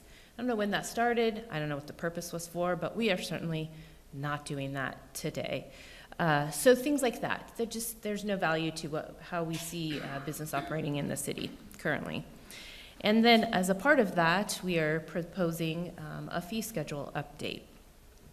Again, that's trying to align the cost of administering the business license program so that it's covering the cost of that service. In this work, the effort, and I'd have to say overall the staff here has been really working hard over the last at least 6 months that I'm fully aware of, but probably before that, to really look at how we do business, the city does business with our community, and ways we can streamline that and make it easier and more accessible to do business in the city of Coos Bay. We, in not only just focusing on that, we identified that in 2019, we passed a resolution that gave us requirements around transient merchants specific to city property and right-of-ways. That's contrary to how we would normally do things. We would have not done a resolution, we would have done an ordinance. We've added that resolution within this ordinance now, so now it can be codified. It's more readily available for folks to know what those rules are. And then in a similar kind of vein, so we had the resolution that spoke to transient merchants on city property, public property, and right-of-ways. We had a policy that helped us address transient businesses on private property. So we're now going to incorporate that also into the resolution. And then the last kind of thing that I would just draw attention to is we had an opportunity recently to kind of think about specifically, when we look at definitions, what a flea market was, which typically is something that happens very irregularly. And that is kind of what we had been using to kind of allow for business license for farmers markets, things that are similar to that.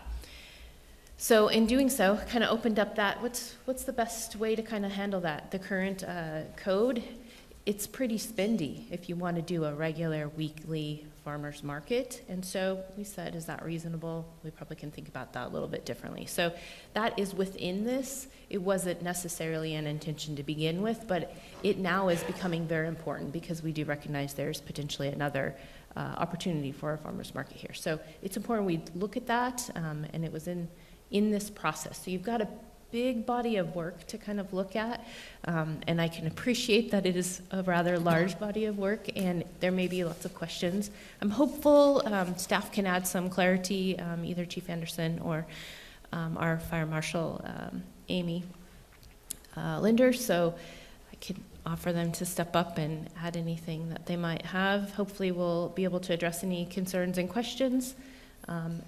But ultimately, we hope that we've given you enough information that you feel you can make an informed decision. So to start with on the building fees, not the building fees, excuse me, the license for license fees that we are going to change. Right now, currently, we have a sliding scale of all kinds of things, depending on how many people are employed versus what type of operation. And what's being suggested, from what I can gather, that all goes away and there'll be one fee of $120, except Correct. for seasonal. And I think there's another comment, and there the fee would be a little bit different, but the seasonal would be $60 a year. Now, let's just use the farmer's market, okay? So farmer's market now pays so much for the license and so much per vendor, correct? Correct, under code currently. The new one would require them to pay $60 for the year, annually, right, because it's seasonal, and there would be no charge per vendor. Correct. Right, okay. Just want to make sure that was clear and understood. I know there were some people that were attending tonight with that understanding that that might be different than what's being proposed. So I just want to make sure that's cleared, clarified, I should say. Thank you. All right. And we're also asking that there be a fire inspector that's not currently employed with us. Correct.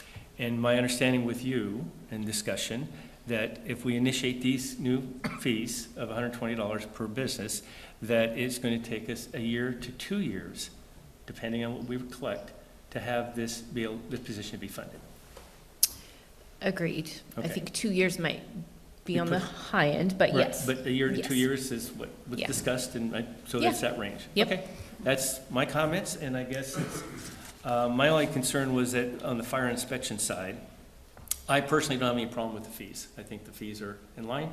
North Bend is $118. I think Roseburg was mentioned by Amy, they were $120, and we, if I'm correct. But anyway, they're around that ballpark, and so anyway, that's how we came up with 120. So I have no problem with the business license fee.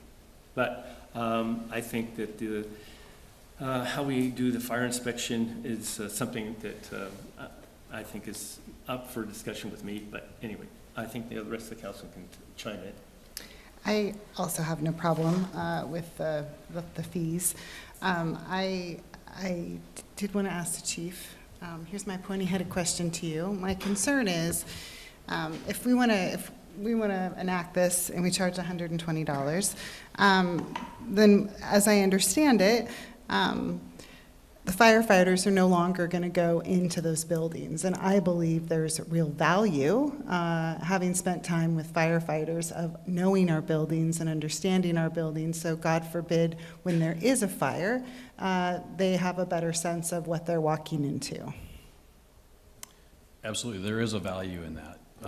There's a little bit of a difference, though, and a misnomer of what the or what our operations staff are doing in a business versus an inspector. And that's where the qualifications lie. So our staff are very well trained, but in operations, so in EMS, in fire suppression, and certified in all kinds of different things, mostly in operations, and which is more reactive than proactive. The other branch, so the fire service generally is divided into operations and prevention. The prevention track is more what a fire marshal does, looking at business plans and fire code and ordinances and fire prevention activities. It's a much more proactive approach. And that's where we really feel like when we, like the city manager talked about, we looked at what is it that we do, where are our gaps, and that was a gap in service, is that our public, or primarily our businesses, are not being serviced correctly or adequately. When we haven't done a business inspection since 2018, so just before COVID.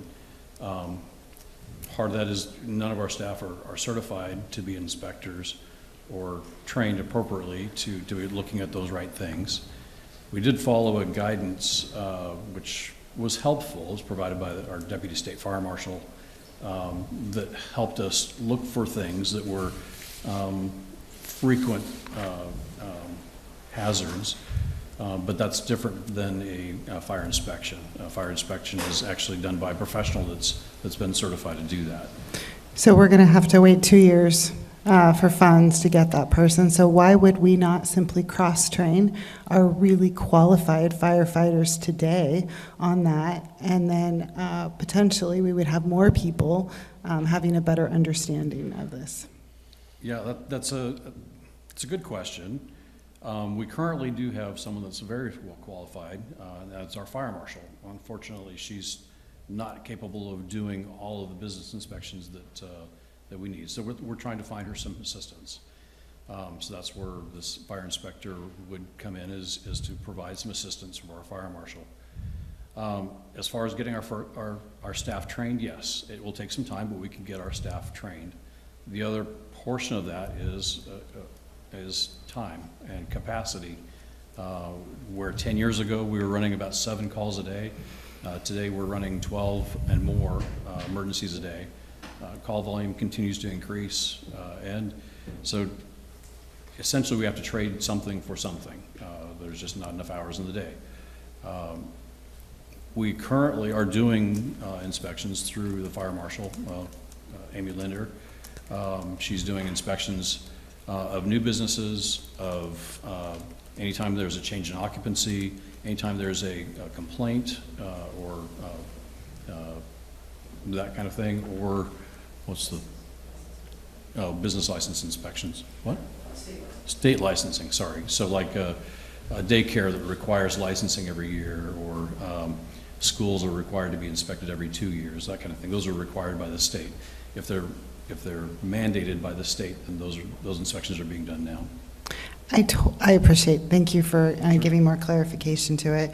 I guess I still stand in the place of this. I'm all for increasing the fee, right, since it's a flat fee. I'm not entirely sold yet on those monies going towards, I feel like it's too soon. I feel like we have time to figure this out, and if what I'm hearing you say is that we can cross-train some of our firefighters today, then let's reconsider that as we move forward as a potential option.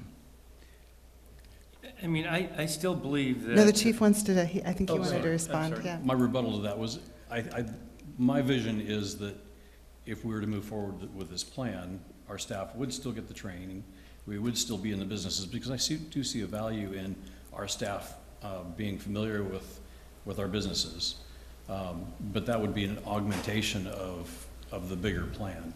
So a fire inspection program is beyond what our current staff can do. I believe that that's something that we would be involved in and provide assistance to the fire marshal and the fire inspector. Okay, thank you.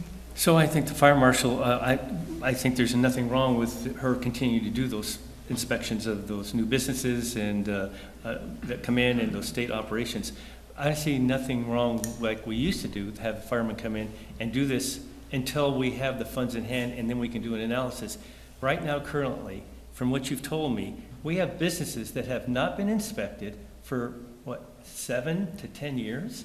I think that's not a good situation for us. So I would like to see us get our firemen back in inspecting like they used to, and then we could start collecting the fees, and then when we have the fees in hand, we can do an analysis of having an inspector come on hand. But, and again, I think, because right now, I was kind of shocked that, I didn't think about it, prior to COVID. So year 2018, plus there's businesses before that, a couple years that haven't been inspected, and then it's going to take a year to 2 years to get an inspector on board, and then by the time we get around, some businesses might be 10 years out. So I think that's kind of a dangerous situation. The chief I'm sorry, go for it. I was going to say, especially if what I am reading is correct, that there are 800 commercial spaces within the city that have building or fire code violations. I can't say how many have violations. I think what you're reading is a staff report that I wrote, probably wrote poorly, but there were 2,200 business licenses issued in 2022. About 800 of them are brick and mortar type businesses.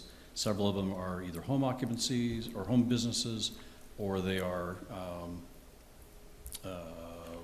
there's all sorts of different types of business licenses. Even for the owner of a rental property would be used to require a business license. Our proposal would take them out of that and put them in a different category. So. I knew I had seen the 2,200, and I said 800 is a huge percentage, so thank you for clarifying that. Well, I was going to say, Chief might correct me, and I don't know how far back that went, but I know at one point during COVID, while I was at Bay Area Enterprises, we had to have somebody come through and do a fire inspection. And the most we could get was somebody from the fire department because of everything that was going on in the world at the time. The state was quite adamant that there's a difference between that and a fire inspection. It just happened to be what they accepted at the time. Yeah, it's a long and dramatic story, but in 2018, the state's deputy that was in charge of Coos County was put on suspension, paid leave. He Still is? No, last month he was let go. Oh, good. But in the interim, since 2018, the next deputy state fire marshal responding to our area or our needs comes from Eugene. That's just recently changed. Now they're out of Brookings. So we're still looking at quite a ways for a deputy state fire marshal to come here. That's one of the big reasons why we extended the offer to Amy Linder to be our fire marshal. Not only is she highly qualified and has experience in doing that, but also keeps that service local so that we can control it instead of relying on somebody that's 2.5 hours away.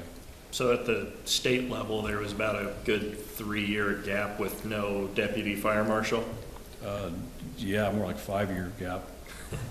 Yeah. Awesome. And we still don't have one. Like I said, they're out of Brookings. A couple of questions.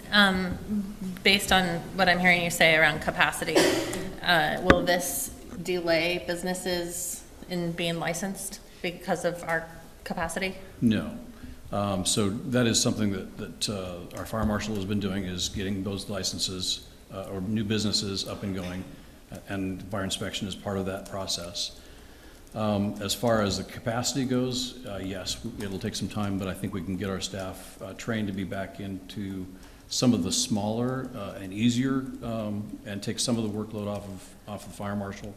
But ultimately, we really need a full-time fire inspector to be able to accomplish this program. If I may, I would like to add to what Chief Anderson is saying about that smaller businesses and the fire department, fire operations staff doing inspections. So in the state of Oregon, the state has what we call a competency recognition program, and there are multiple levels of inspectors. And so the inspections that the fire department operations staff would be doing are what are referred to as company officer level inspections. And I'm qualified to teach that class to our company officers, and we do have that planned. However, that only qualifies them to inspect our small occupancies of Bs and Ms. It does not qualify them to inspect any of our assemblies, our institutions, our schools, multiple number of other occupancy types that we have. So they would still go into those businesses from a pre-planning standpoint so that they're familiar with them from an operational standpoint, but they would not have the certification and qualification to inspect those. That would be another tier of certification and training, which also comes with it a fair amount of continuing education on top of their already numerous operational certifications. That's why we're an advocate of having an additional true fire inspector position that would be in the band between our company officer inspections and the highest level of certification, which I hold as fire marshal, that would do that next band of inspections. Our schools, our institutions, our assisted livings, our restaurants, our hotels and motels, our multifamily occupancies where we have higher life risk, and then the most complicated ones I would continue to do as the fire marshal. But Amy, right now, that's what you're doing. You're doing those more difficult ones. Maybe I don't know as much as you do, but I know having a restaurant, the firemen came in and they did a great job. In fact, that's what they do in North Bend. They follow the state marshal's fire code inspection, and it seems to work. I definitely agree that there needs to be a higher level for these other institutions that you've stated, and I think that should continue. But I see no reason that the firemen can't go back to doing what they used to do, and you train them and have them do these inspections. And especially right now, until we get the funds in hand, we're looking at times our businesses right now have no inspection for a long period of time, and I think we need to institute this immediately, and so we can get them back on board. And then in a year or 2 years, we'll have the funds, and then we can do an analysis of how we want to proceed from that point on. Because by that time, the firemen have gone through this process, they kind of know what's going on, and we can sit down and do an analysis. So, I mean, I know North Bend does it.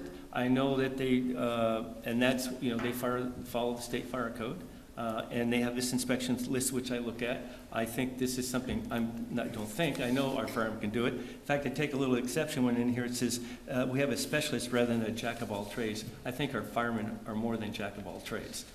So anyway, that's my commentary. Do you think that this fire inspection program could have prevented the fire that happened at the nail salon in Daryl's on Anderson? It's quite possible. We will never know what the true impact of prevention is. An ounce of prevention is worth a pound of cure. So it's difficult to say, but yeah, that's just one example.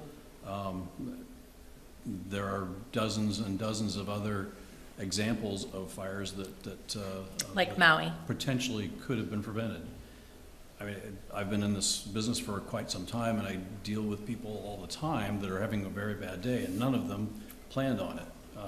So if someone were to have come through and pointed out some things that maybe could have been corrected, some of those could have been prevented, absolutely. Councillor Stevens, you I'm have so any- glad you brought that up, because that is the example of, I know a young man who was a cadet, am I saying that correctly, when they're going through the program?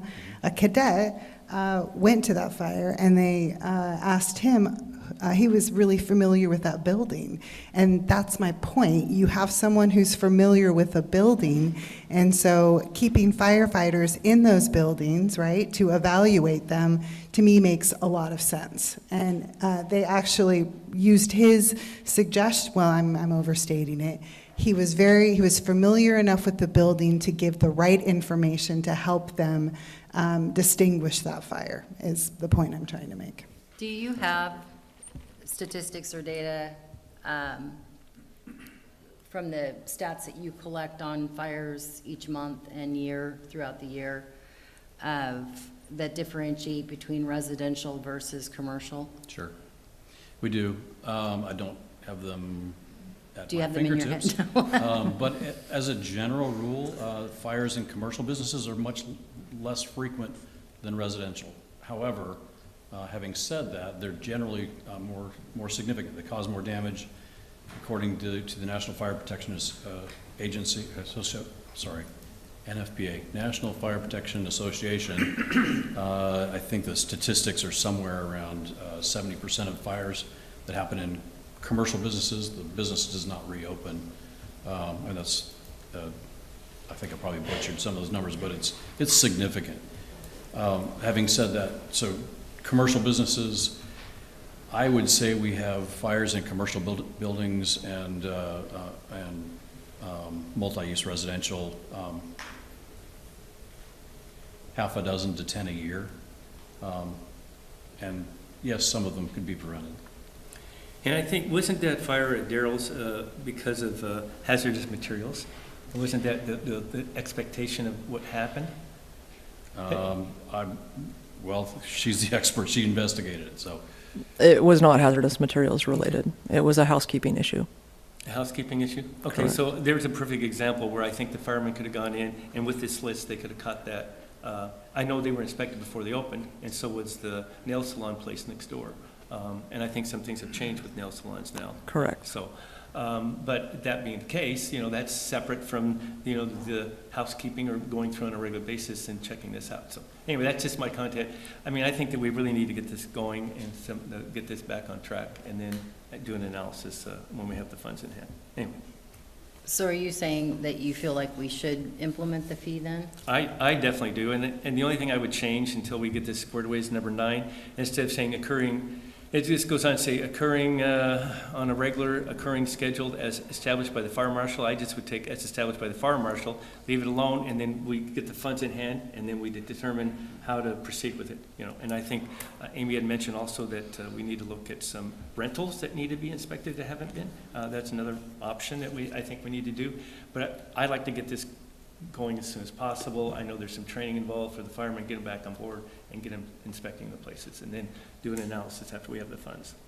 If I could just derail the fire inspection thing for a moment, I do want to address the business license fee change impacts that we had a handout in our packet. And while I just want to put it on the record that I thought our fees were low, and I had mentioned that multiple times in the past when we've been going through the processes of updating our fee structures, that I thought our business licenses were too low. And I think that it's important to note that 72% of businesses under the new fee will have an increase of $93.75. I think that is a significant increase all at once. And so I would anticipate that we have to do a very good public relations educational process in this, because it happened to me in another town where I ran a business. And I didn't have much fudge factor in my budget, and it went from a very small fee to a flat $100 fee. And I was not prepared for it. I didn't understand it. Nobody talked to me about it before. I didn't hear what was happening. And I was, you know, we're asking a lot of businesses, and 72% is a big increase. And then if you look at some of the other things for rentals, that's a pretty significant increase. For 39% of them, it's an increase of $35 to $110. So I just think it needs to be stated for the record that I would have much rather stepped this up than have a kapow, here it is in your face, this is happening. And I do somewhat agree with Mr. Mayor on the inspection thing. I got to give it some more thought. Well, that based would on give the us time to give information us thought, I would think. But I just think it's important that we get somebody out there inspecting. Okay, so is there any more council comments before we open the public hearing? And then we can still deliberate after, but I think it's important to get some public comment, if there is anyone. So I'll open the public hearing to consider enactment of an ordinance amending the business license regulations and adoption of a resolution. So it's a new fee schedule that we've been talking about, and also in establishing a fire inspection person, I guess, fire inspection Program. Well, besides the program initially, because we have, in my mind, we always had a program. Now we're going to change the program to have a fire inspector separate from the fireman doing the inspection. Anyway. Go to the public comment. Yes. Anyone want to make a public comment? Come up. Come on up, Heidi.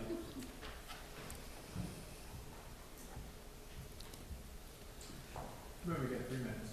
Okay.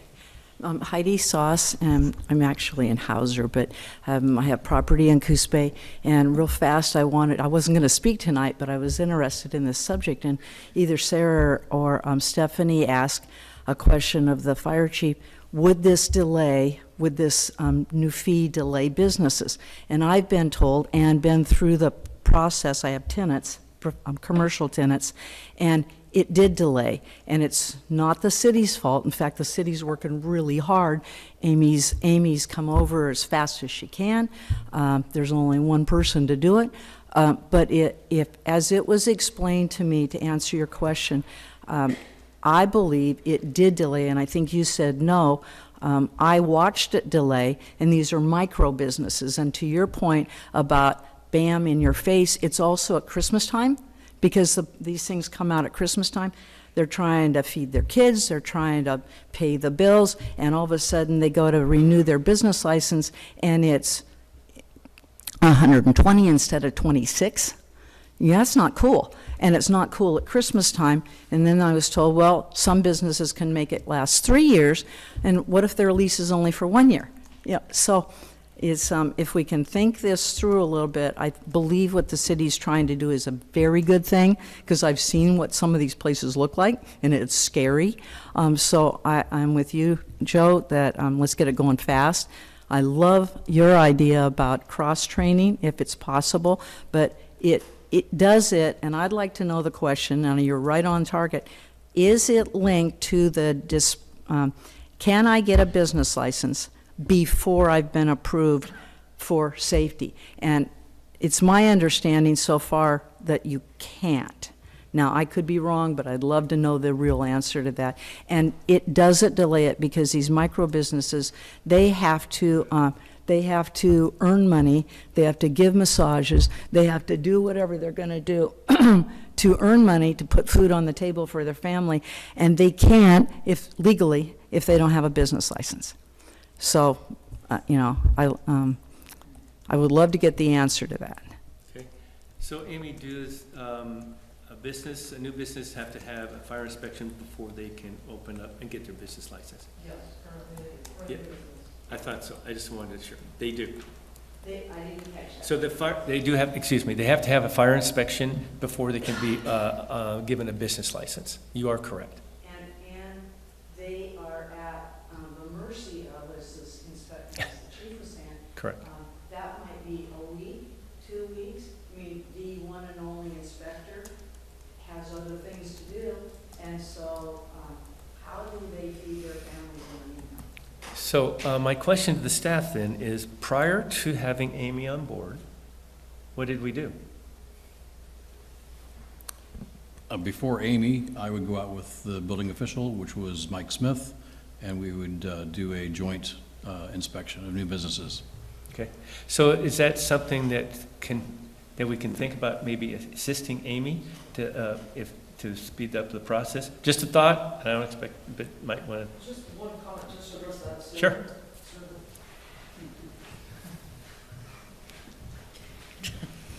Sorry, people online just can't hear. Of course. So I actually have 2 afternoons a week on my calendar that are dedicated to inspections. So unless I'm off, so usually the initial inspection usually happens relatively quickly. Where the delay is if there are corrections that need to be made. And so if there are, and I weigh those corrections, if they are significant egress concerns about somebody being able to safely get out of the building, those have to be addressed before the business can open.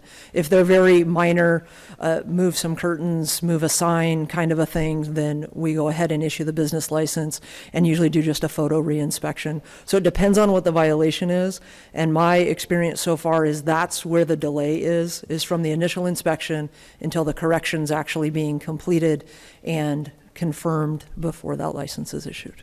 So how, if this program is implemented through this ordinance tonight, would that speed up that process? Certainly, when we get a full-time fire inspector on board, that's all they will do. I have to balance my fire marshal duties as your building official also, so I am 3/4 time building official, 1/4 time fire marshal. So each of my days is balanced. So having a full-time fire inspector that is all they do, are fire inspections, will certainly help with the turnaround time. It doesn't necessarily help how quickly the business responds and corrects the violations. But that's 2 years from now, correct? When we get those funds, 2 years. And I'm not sure where 2 years came from. I think our city manager gave I us think that. we said I said 1 to 1 to 2. 2. So let's remember 1 to So- 2. We'll say 1.5. Let's say 1.5. The right? idea was to collect the higher business license fee to get the initial capital to hire the inspector, hire them 3/4 of the way through the year, provide training, and then in 2025, begin the cycle of business licenses. So why not get a building inspector and have you go full-time as a fire inspector? If you would, I sure, mean, I we think can talk about that. That would save the training time. And you're familiar with the community. I mean, in my mind, getting a building inspector and then having Amy do the fire inspecting, and then we have the firemen go out and do the other inspections, we can maybe get things up and going quickly. So anyway, just a thought. Good. Use 120 for the building inspector instead of hiring a fire inspector. So, and I This I is do, me, I do, this is me I getting do- involved in operational, I understand. This is Jim and Mark are gonna. I do have a question, though. So if I am a micro business that Heidi spoke of, and I want to come to have my business in Coos Bay, I am $120 for the business license, and then wherever I site my building, I have to have a fire inspection. So I have that fee on top of that, just to start up a business in Coos Bay. Correct. That's hard. If I could just speak, and Jim can probably fill in some gaps. The last hiring we did for a business inspector didn't result in an immediate person who was ready to hit the ground running. We had some training time and, kind of stepped process in their hiring in order to meet those goals to get them up and ready to be out inspecting. So it is a good option, but our experience, the last 2 we've hired, we've had to build them, essentially. So that may not be the case in the current market. It just has been our experience. I might be going down a small rabbit hole, but with regard to getting the inspector online before 2 years or before 1 year, year and a half, I'm thinking back to when we implemented the TUF funds, and if I remember correctly, so that we could make the construction season, the first year, we did something like a du jour financing for ourselves in the knowledge that the fees would be collected later and then repaid ourselves for it. Oh, can't do it this time? I mean, I'm not aware of us even having done that. You're talking about urban renewal. Oh, well, no, I know we do it there. Yeah, but we don't do it in the regular budget. I have to Yeah, think there's where no we other did that. dollars to help Something we du jour, so. Yeah. Can I used that word because I remember that No, word. That probably it's a wasn't- good word. I love the word. I like the idea. Can I just ask one favor? Because we're having a really kind of great conversation. If possible, maybe Amy might sit at the dais so that we still have the public space for her Sure. Oh, yeah. folks to come in. Okay, so more public comments? Really? Only, oh, there we go. I'll comment. Okay, but I have two hats. Can I have 6 minutes? Yes. Oh, okay. All right, so, Oh, we might be able to be. I know, right? Okay, my name is Beth Clarkson, and I own a business downtown Tuckerberry's Flowers and Gifts, if you need flowers. As a business, I can tell you, I was in a small building, older building, and I was blessed with the fire marshals coming once a year, and they did a little inspection. They told me how many holy mollies I had, like how many extension cords I had plugged into one outlet, and the possibility of starting something on fire. And they were also there as part of being a service to the community, getting to know your fire department by the first name, knowing that when they pull up, they're really not, my building isn't on fire, they're just coming to inspect. And I appreciated that, and I think that is a value. And if we can implement that again, I think there's a big value in that. I will tell you, my business moved to a new building, and what we didn't have was a checklist. And so when I moved to the new building, excuse me, I did not know that I needed an inspection before I got a license, which I already thought I had, but it was a license to, your license is to a physical location, not to a building.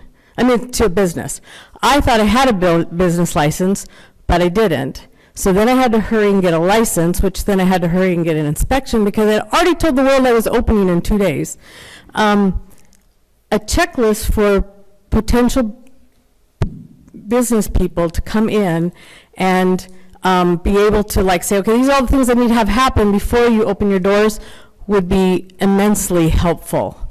I just can't tell you how many times I didn't know what I didn't know moving into a new building. That the building wasn't completed and I had to have some weird occupational permit that I had to have because the building wasn't signed off yet. That's another expense that you're not realizing when you're opening a new business. So anyway, a checklist would be really nice to hand off to potential business owners that are opening. 1 minute, okay, I'm hurrying. I'm going to put it on my downtown association hat, and I just wanted to let you know that we just recently went through a big inspection with, are you called a marshal or inspector? Okay, with the fire marshal. When it came to the blueprint for the farmers market and all the festivals, we were notified that we didn't have any fire extinguishers, and we had to have a plan. And she was very helpful with what we had to have and what we had to be. And at the time, we didn't really think that far in advance that if we had an emergency, we have no way to solve it. She was very helpful. It was very expensive. Cost the Downtown Association $1,000 in fire extinguishers and a plan and where they were all going to be. But it's good preventative medicine, and it's something that I don't think people think about when you're just doing everything all the time and you don't realize that you have obligations to the public who are coming into your business, or in our case, coming into to an event. So, oh, dang, I had one more thing. I know, okay. Okay, transient licensing, but we can talk about that later. Okay, all right. Other public comments? No? All right, so we'll close the public hearing on this item, and then, so council, how do you want to proceed, or more deliberation or discussions, I'm sure, or what?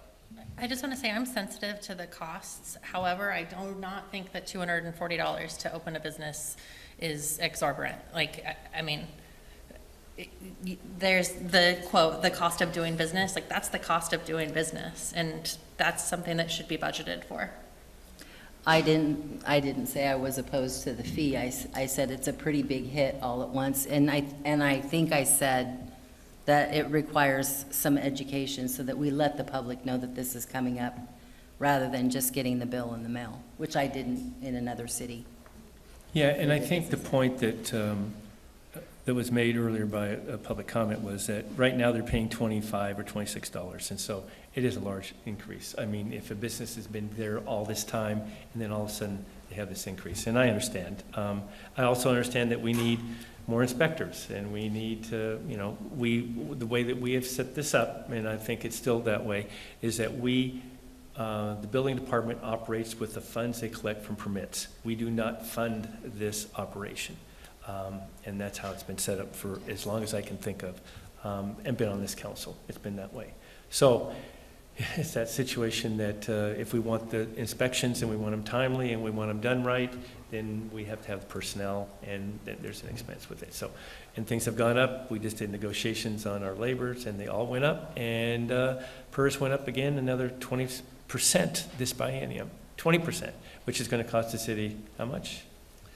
I don't know. 200,000? Yeah, more, least. Something like that, annually. So, or is it biennium? I don't remember. But the 200. So there's these expenses that we keep incurring, and it's unfortunate that to operate the city and be as good as we can or try, we need to think about that. So anyway, Carmen, did you have a comment? Yeah, I think you just spoke to what I was going to speak to. That the inspections can be a holdup, and we need more inspectors. And I think that the increased fee is going to help with making that a real possibility. As a business owner and someone who's had fire inspections for occupancy and for my business license, yeah, there's always something that you didn't think of before you open, and that's what they're there for, is to help you to understand what you need to do before you are safe to occupy the building and allow the public to occupy your building. And that's your responsibility as a business owner, as a building owner potentially. And I think it has a lot of value. And I think that the $120 that businesses will be spending for the fire inspection needs to be at the highest value. And if that means getting a full-time fire inspector, I'm kind of for that. I realize that there are other cities doing it in other ways, and they might be charging the same amount of money or even less. But, you know, I think having the fire department staff familiar with our businesses is great. But if they're not qualified to do the full inspection for the location, I'm just not really okay with that. So I am more in favor of hiring as soon as we can, whether it be a building inspector and changing over to a full-time fire marshal inspector position, or getting a whole new fire inspector position locked down. But you know, we're talking about increasing costs and providing more of a service, and I just want to do it right.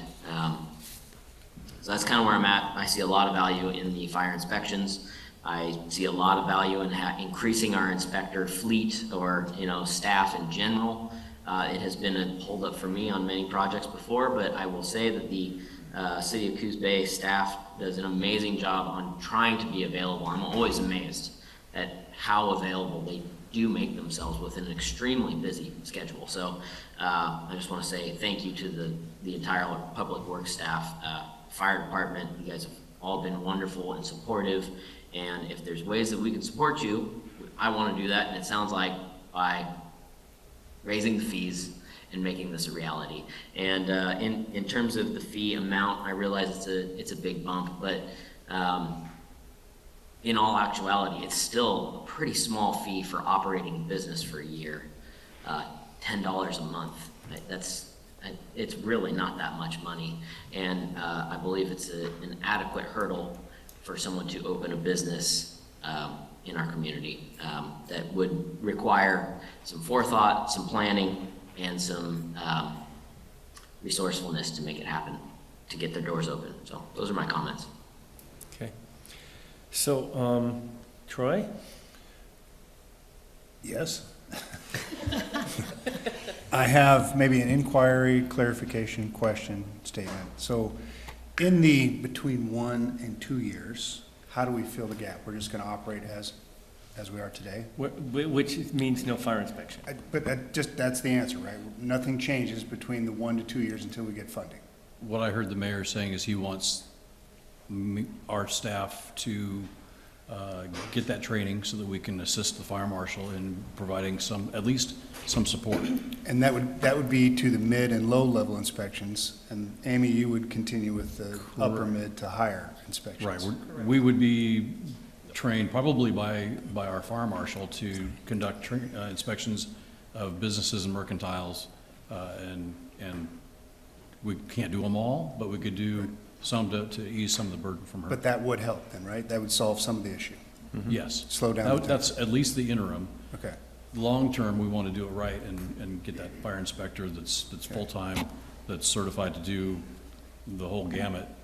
Even when that happens, we still want to have our operational staff in businesses so they're familiar with what they're working with and to get to the public. So that leads to my inquiry. If I was a business owner and said, hey, could you come down and check out my space just to see, you could see what it looks like inside, you would do that?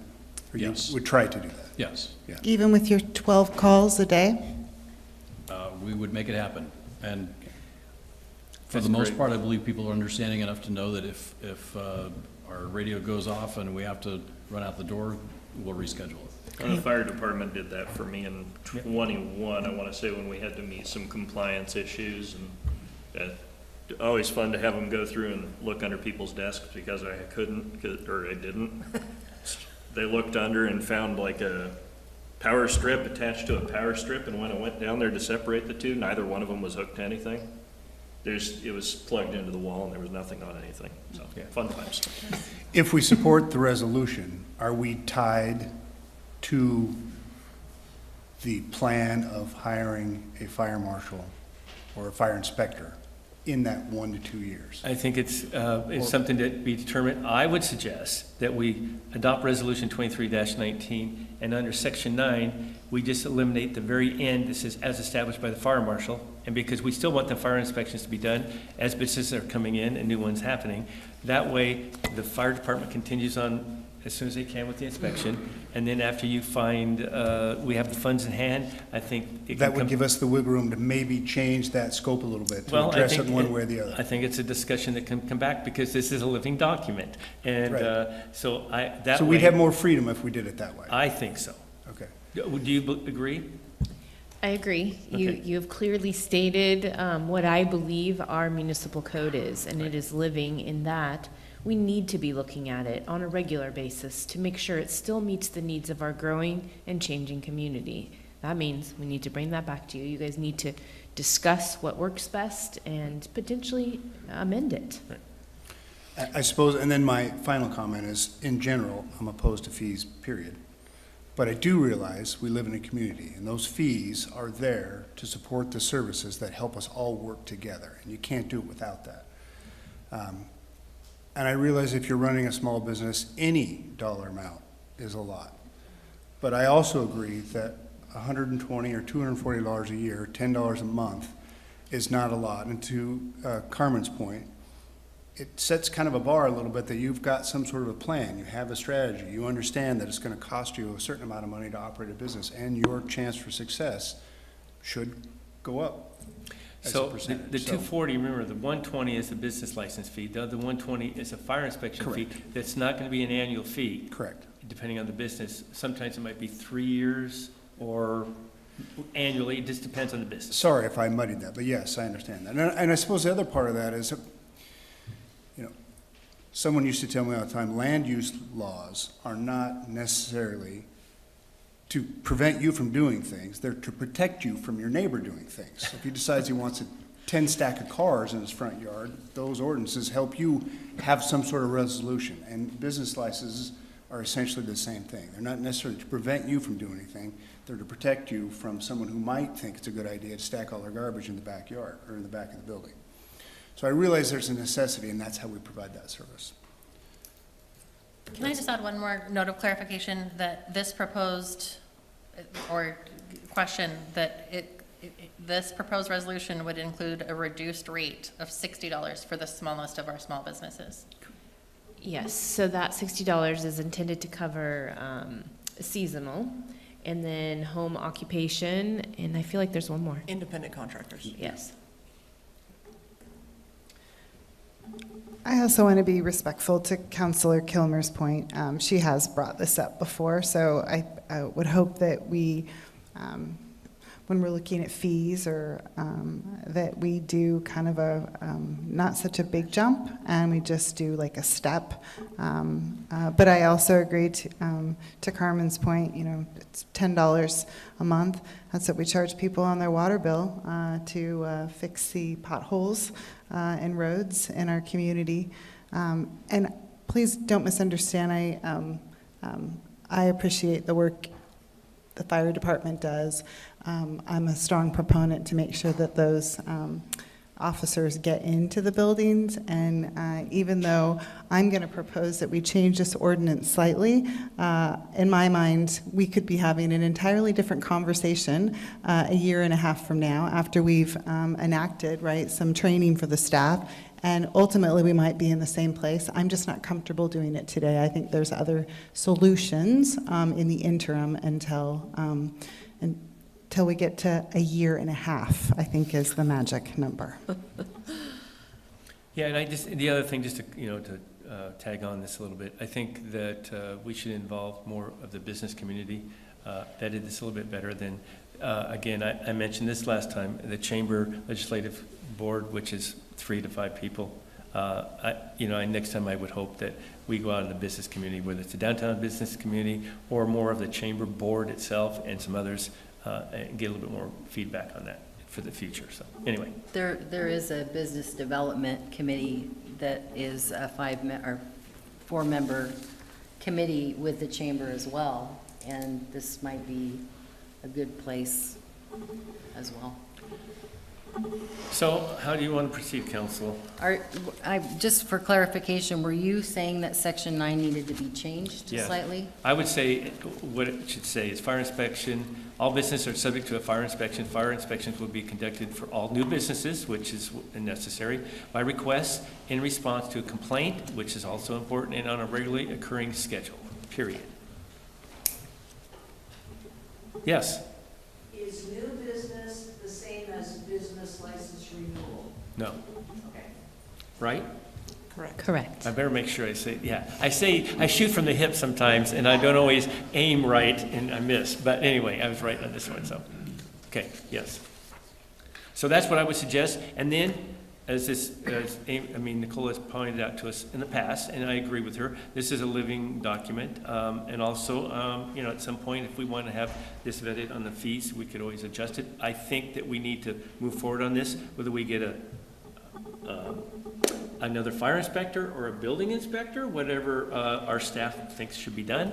That would, anyway, we need to be able to, because it's been talked about, it's still a process that's not as smooth and as quick as we would like it to be. If I had my dithers, I think, and Amy would agree, we'd have 3, how many building inspectors do we have now? 2. We'd have 4. And then we'd have a fire inspector, and we'd have all kinds of people inspecting things, and they'd be done immediately. But unfortunately, we can't do that. So, anyway. And the checklist there. Yes. All right. And we've talked about some of those ideas in-house to just kind of create that, just a business-friendly kind of practice. So I guess not to add some more cloudiness to this challenging topic, but when we think about equity between our businesses, we know the cost of service is roughly 2 hours to process from start to finish that business license. And that's where we arrived at that $120. And so all businesses, regardless of their size, takes the same amount of time.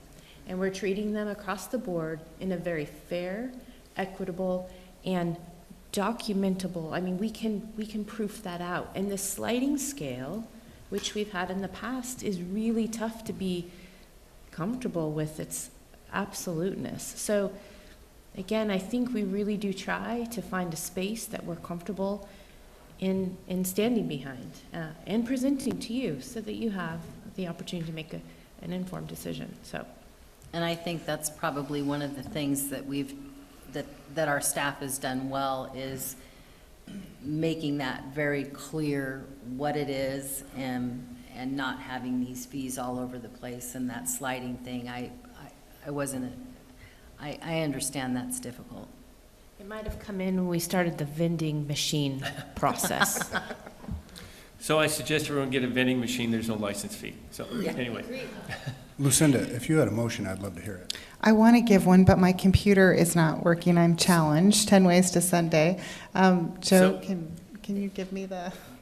Resolution 23-19. Perfect. I will make a motion to approve Resolution 23-19 with the number 9 changed. with the change to number 9. Instead of it saying fire inspection, all businesses are subject to a fire inspection. Fire inspections will be conducted for all new businesses by request in response to complaint and on a quarterly occurring schedule, period. I'll second that. Okay, any more comments or discussion? All right. Can I just add some clarity to that we are going to enact an ordinance and adopt a resolution? Because we'll Okay. have to do roll call, so we want to Right, have that this, enact. where is my? Do you need me to repeat it, Nicole? So, well, we can do the resolution first, right? So this, We can certainly do it in 2 pieces. It was written to do as one, but thank you. Great.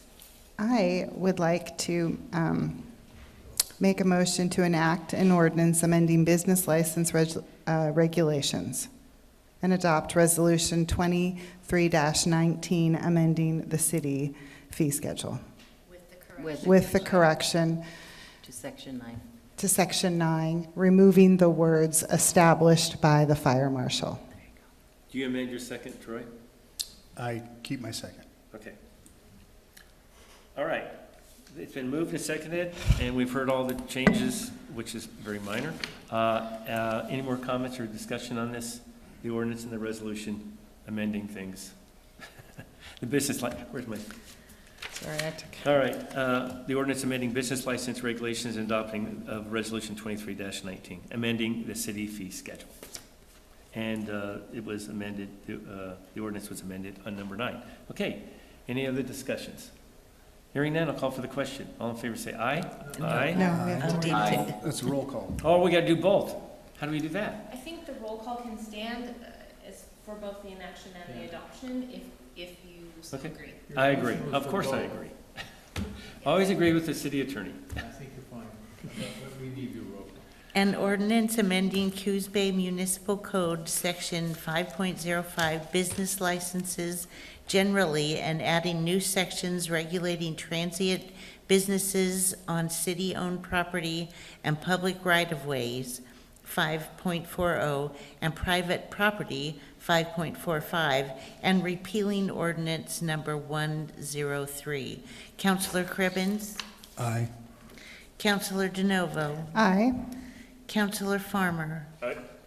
Councilor Kilmer? Aye. Councilor Matthews? Aye. Councilor Stevens? Aye. And Mayor Benetti? Aye. Ordinance number 568 has been duly enacted. Okay. Next item on the agenda is, I think you need to pass the resolution.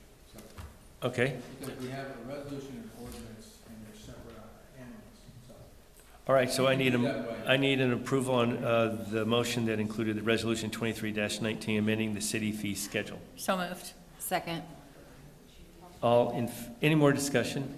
All in favor say aye. Aye. Aye. Aye. Any opposed? Hearing none, it passes. Thank you. All right. Next item is city manager's report. Nicole.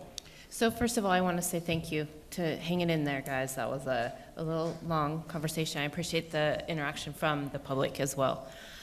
My head hurts. Yeah, I can imagine. So I originally wanted to say thanks to the Downtown Association. We just had a very successful Blackberry Arts Festival, from what I understand. It was well-attended, full with booths there. We enjoy a long-standing partnership with this group. Holly and I had our first meeting. That's a regular occurrence. We've just had one so far. But we did talk about that agreement coming up and where we can do some work with it. So we're aware, and that's on our focus. We've done some great things. The wayfinding signs is a good example, trying to find an interim solution.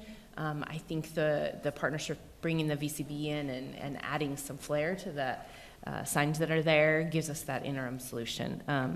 Is it where we want to land? Of course not, but we're working on it. I think we're also, kind of leaning into them for, potentially other ways they can work with us in the community. That maybe is, they do great putting on festivals and things. We're looking at a huge birthday party coming up next year. So, are they a key contributor to that? Probably, because it's part of what they do daily. So I just want to keep that in our kind of mind of we partner well.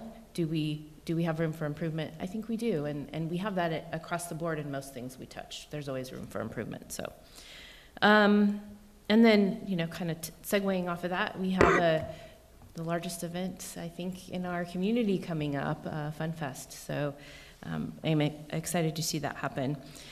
Schools are back in session this week, so really important for everybody just to be very mindful when you're out on the roads. We've got kids on the roads again, so just being as safe as possible. And then we have a cleanup this Saturday. We're walking into the second Saturday OBAP cleanup. I believe they are in Empire this weekend. So it'd be great. Any folks out there who want to participate in a community event, it's great to come out and kind of work with others to get our space in shape. So that is what I had for today. All right. Council comments. Drew. I almost convinced Amy to join council. Yeah, she slipped out. Yeah. I got. Okay. Yeah, I got nothing. Yeah, you're right. Lucinda. I just want to thank the audience for, this is a long meeting, and there was a lot of conversation, so I appreciate you being here. I, again, want to reiterate my appreciation for the fire department and for the work that you do as well, Amy. And with that said, I think the Downtown Association is essential, right? That's an essential relationship. I think Nicole said it beautifully that, yeah, we can fine-tune a few things, but there might be new opportunities to focus on. And speaking of events, we have a very large event at our property this weekend. We're very excited to be hosting the 18th annual Millick Salmon Celebration, which is a free event where you can learn about indigenous culture in our area and in the Pacific Northwest. We will have 7 of the 9 federally recognized tribes represented, and it's just a really great opportunity to learn about culture. You can experience a salmon bake. One of my favorite things, and unfortunately it's not well intended, so I'm looking at all of you in this audience, at 9 a.m. on Saturday you can watch canoe races in traditional canoes. There's a dugout canoe and there's a journey style canoe, and it's a really great event to experience, and it's the casino and the tribe's opportunity really just to offer you a free experience to learn about the culture. That's all I have. Thanks. Stephanie. I've been ready all night with that button, and tonight I turned it off. I concur that that is a wonderful event that is happening this weekend. If you've never been, it was one of the programs that I did for the youth program that I worked with North Bend on last year. And I had several families participate that had never been to that. It is an experience, and I go every year because I learn something new every year, and it's just wonderful to experience that culture. Also, I do want to recognize Beth Clarkson, who is here tonight with the Downtown Association. She is an amazing person to lead the charge at the Coos Bay Downtown Association, and I tried to figure out how long she's been there. I alluded to maybe a couple of decades, because we couldn't pinpoint it. In dog years, it's the same age as the city of Coos Bay. Okay. She said in dog years, it's the same age as the city of Coos Bay as we come up on 150 years. So anyway, I do appreciate that she was here tonight, and also leads that organization. And of course, it has been mentioned that the Fun Festival is coming up, and it's not that far away. Several big things that are happening in there. With my Rotary hat on, the Cruise the Coos and the Show and Shine that happens at the Mill Casino. Following their weekend, they have another huge event in their other lot, and that's the Show and Shine. I had never been able to attend that, and I attended it last year, and it is spectacular. It's free. If you can go on property and take a look at some of those vehicles, there's a whole bunch of vehicles that you won't see in the cruise that are at that Show and Shine, and it is a great event. And then come on down and celebrate all the things that are happening in downtown with the parade at 1 o'clock. And then that evening, the Prefontaine kickoff in the morning, and then the Cruise the Coos at 5:30 that evening. It's a lot of fun and a lot of events that are free. I think the only thing that you have to pay for is food and things that you get from vendors in the mall market. Also, another event that's happening this weekend, and you mentioned it under one of our agenda items, is the Get Ready event. It is a wonderful event as well, where you can get lots of information, and that is happening this weekend. And then my last thing is the Wednesday business connections that the chamber puts on start tomorrow. So Boomer Wright, I believe, is the first presenter for the business connection that happens at 11:30 to 1 o'clock at the Mill Casino. And it should be a great, they're always something that you can learn from those events, and they happen every Wednesday through June. So that kicks off tomorrow, so I hope you can make it. That's all I have. Thank you. Sarah? Something you say quite often, Joe, is I've been doing a lot of walking, which we have been, and there's a couple of questions I have. One, on sidewalks in residential areas or otherwise, when people have trees or shrubs that are overhanging on sidewalks, is that the responsibility of the property owner or of the city? It's the responsibility of the property owners. Okay, great, thanks for that clarity. My second thing that I think actually Phil brought up a couple of years ago was the wall on 12th Street and Commercial. It has gotten extremely bad. I think someone may have run into it or something, and so right now how it sits, someone could actually drive a car off of that embankment, which would be detrimental to them and the city, and so it's just continuing to deteriorate. So I'd love to have an update on when we plan to correct that. That's it. All right, thank you. Troy? I just want to say, I think that the interface between public and private can always be a little challenging, but it's really neat to see it when it works smooth. And generally, I've just been really excited to see all the people walking around town. The Front Street development has been fun, Coos Bay City Village. The events, the tribes had at the casinos had some very successful events. It's fun to see the farmers market full of people. The Blackberry Festival last weekend was amazing. There's people everywhere. So it's been kind of fun to see that, and it's encouraging to me. So that's all. Good comments. I also want to say that I went to the Blackberry Arts Festival both days, and it was fun, and there were a lot of people there, and it was, and of course I always walk down Front Street and other areas like Sarah. So 6:30 in the morning, you can join us, and we'll be there, or anyone else, and we can always talk about everything. Maybe we'll start a new trend, right? Join the mayor and some council, and we can talk.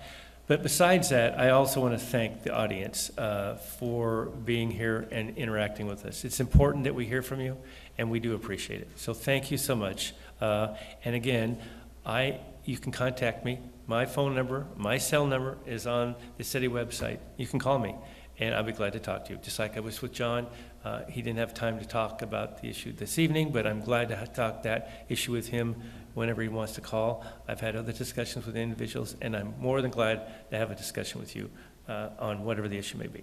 So anyway, with that being the case, thanks again for attending, and I will be adjourning this meeting. We do have an Urban Renewal Agency meeting that Stephanie will be running, So we will take 5 minutes to get everything set up for that meeting and give people a chance to use the restroom facilities if they need to.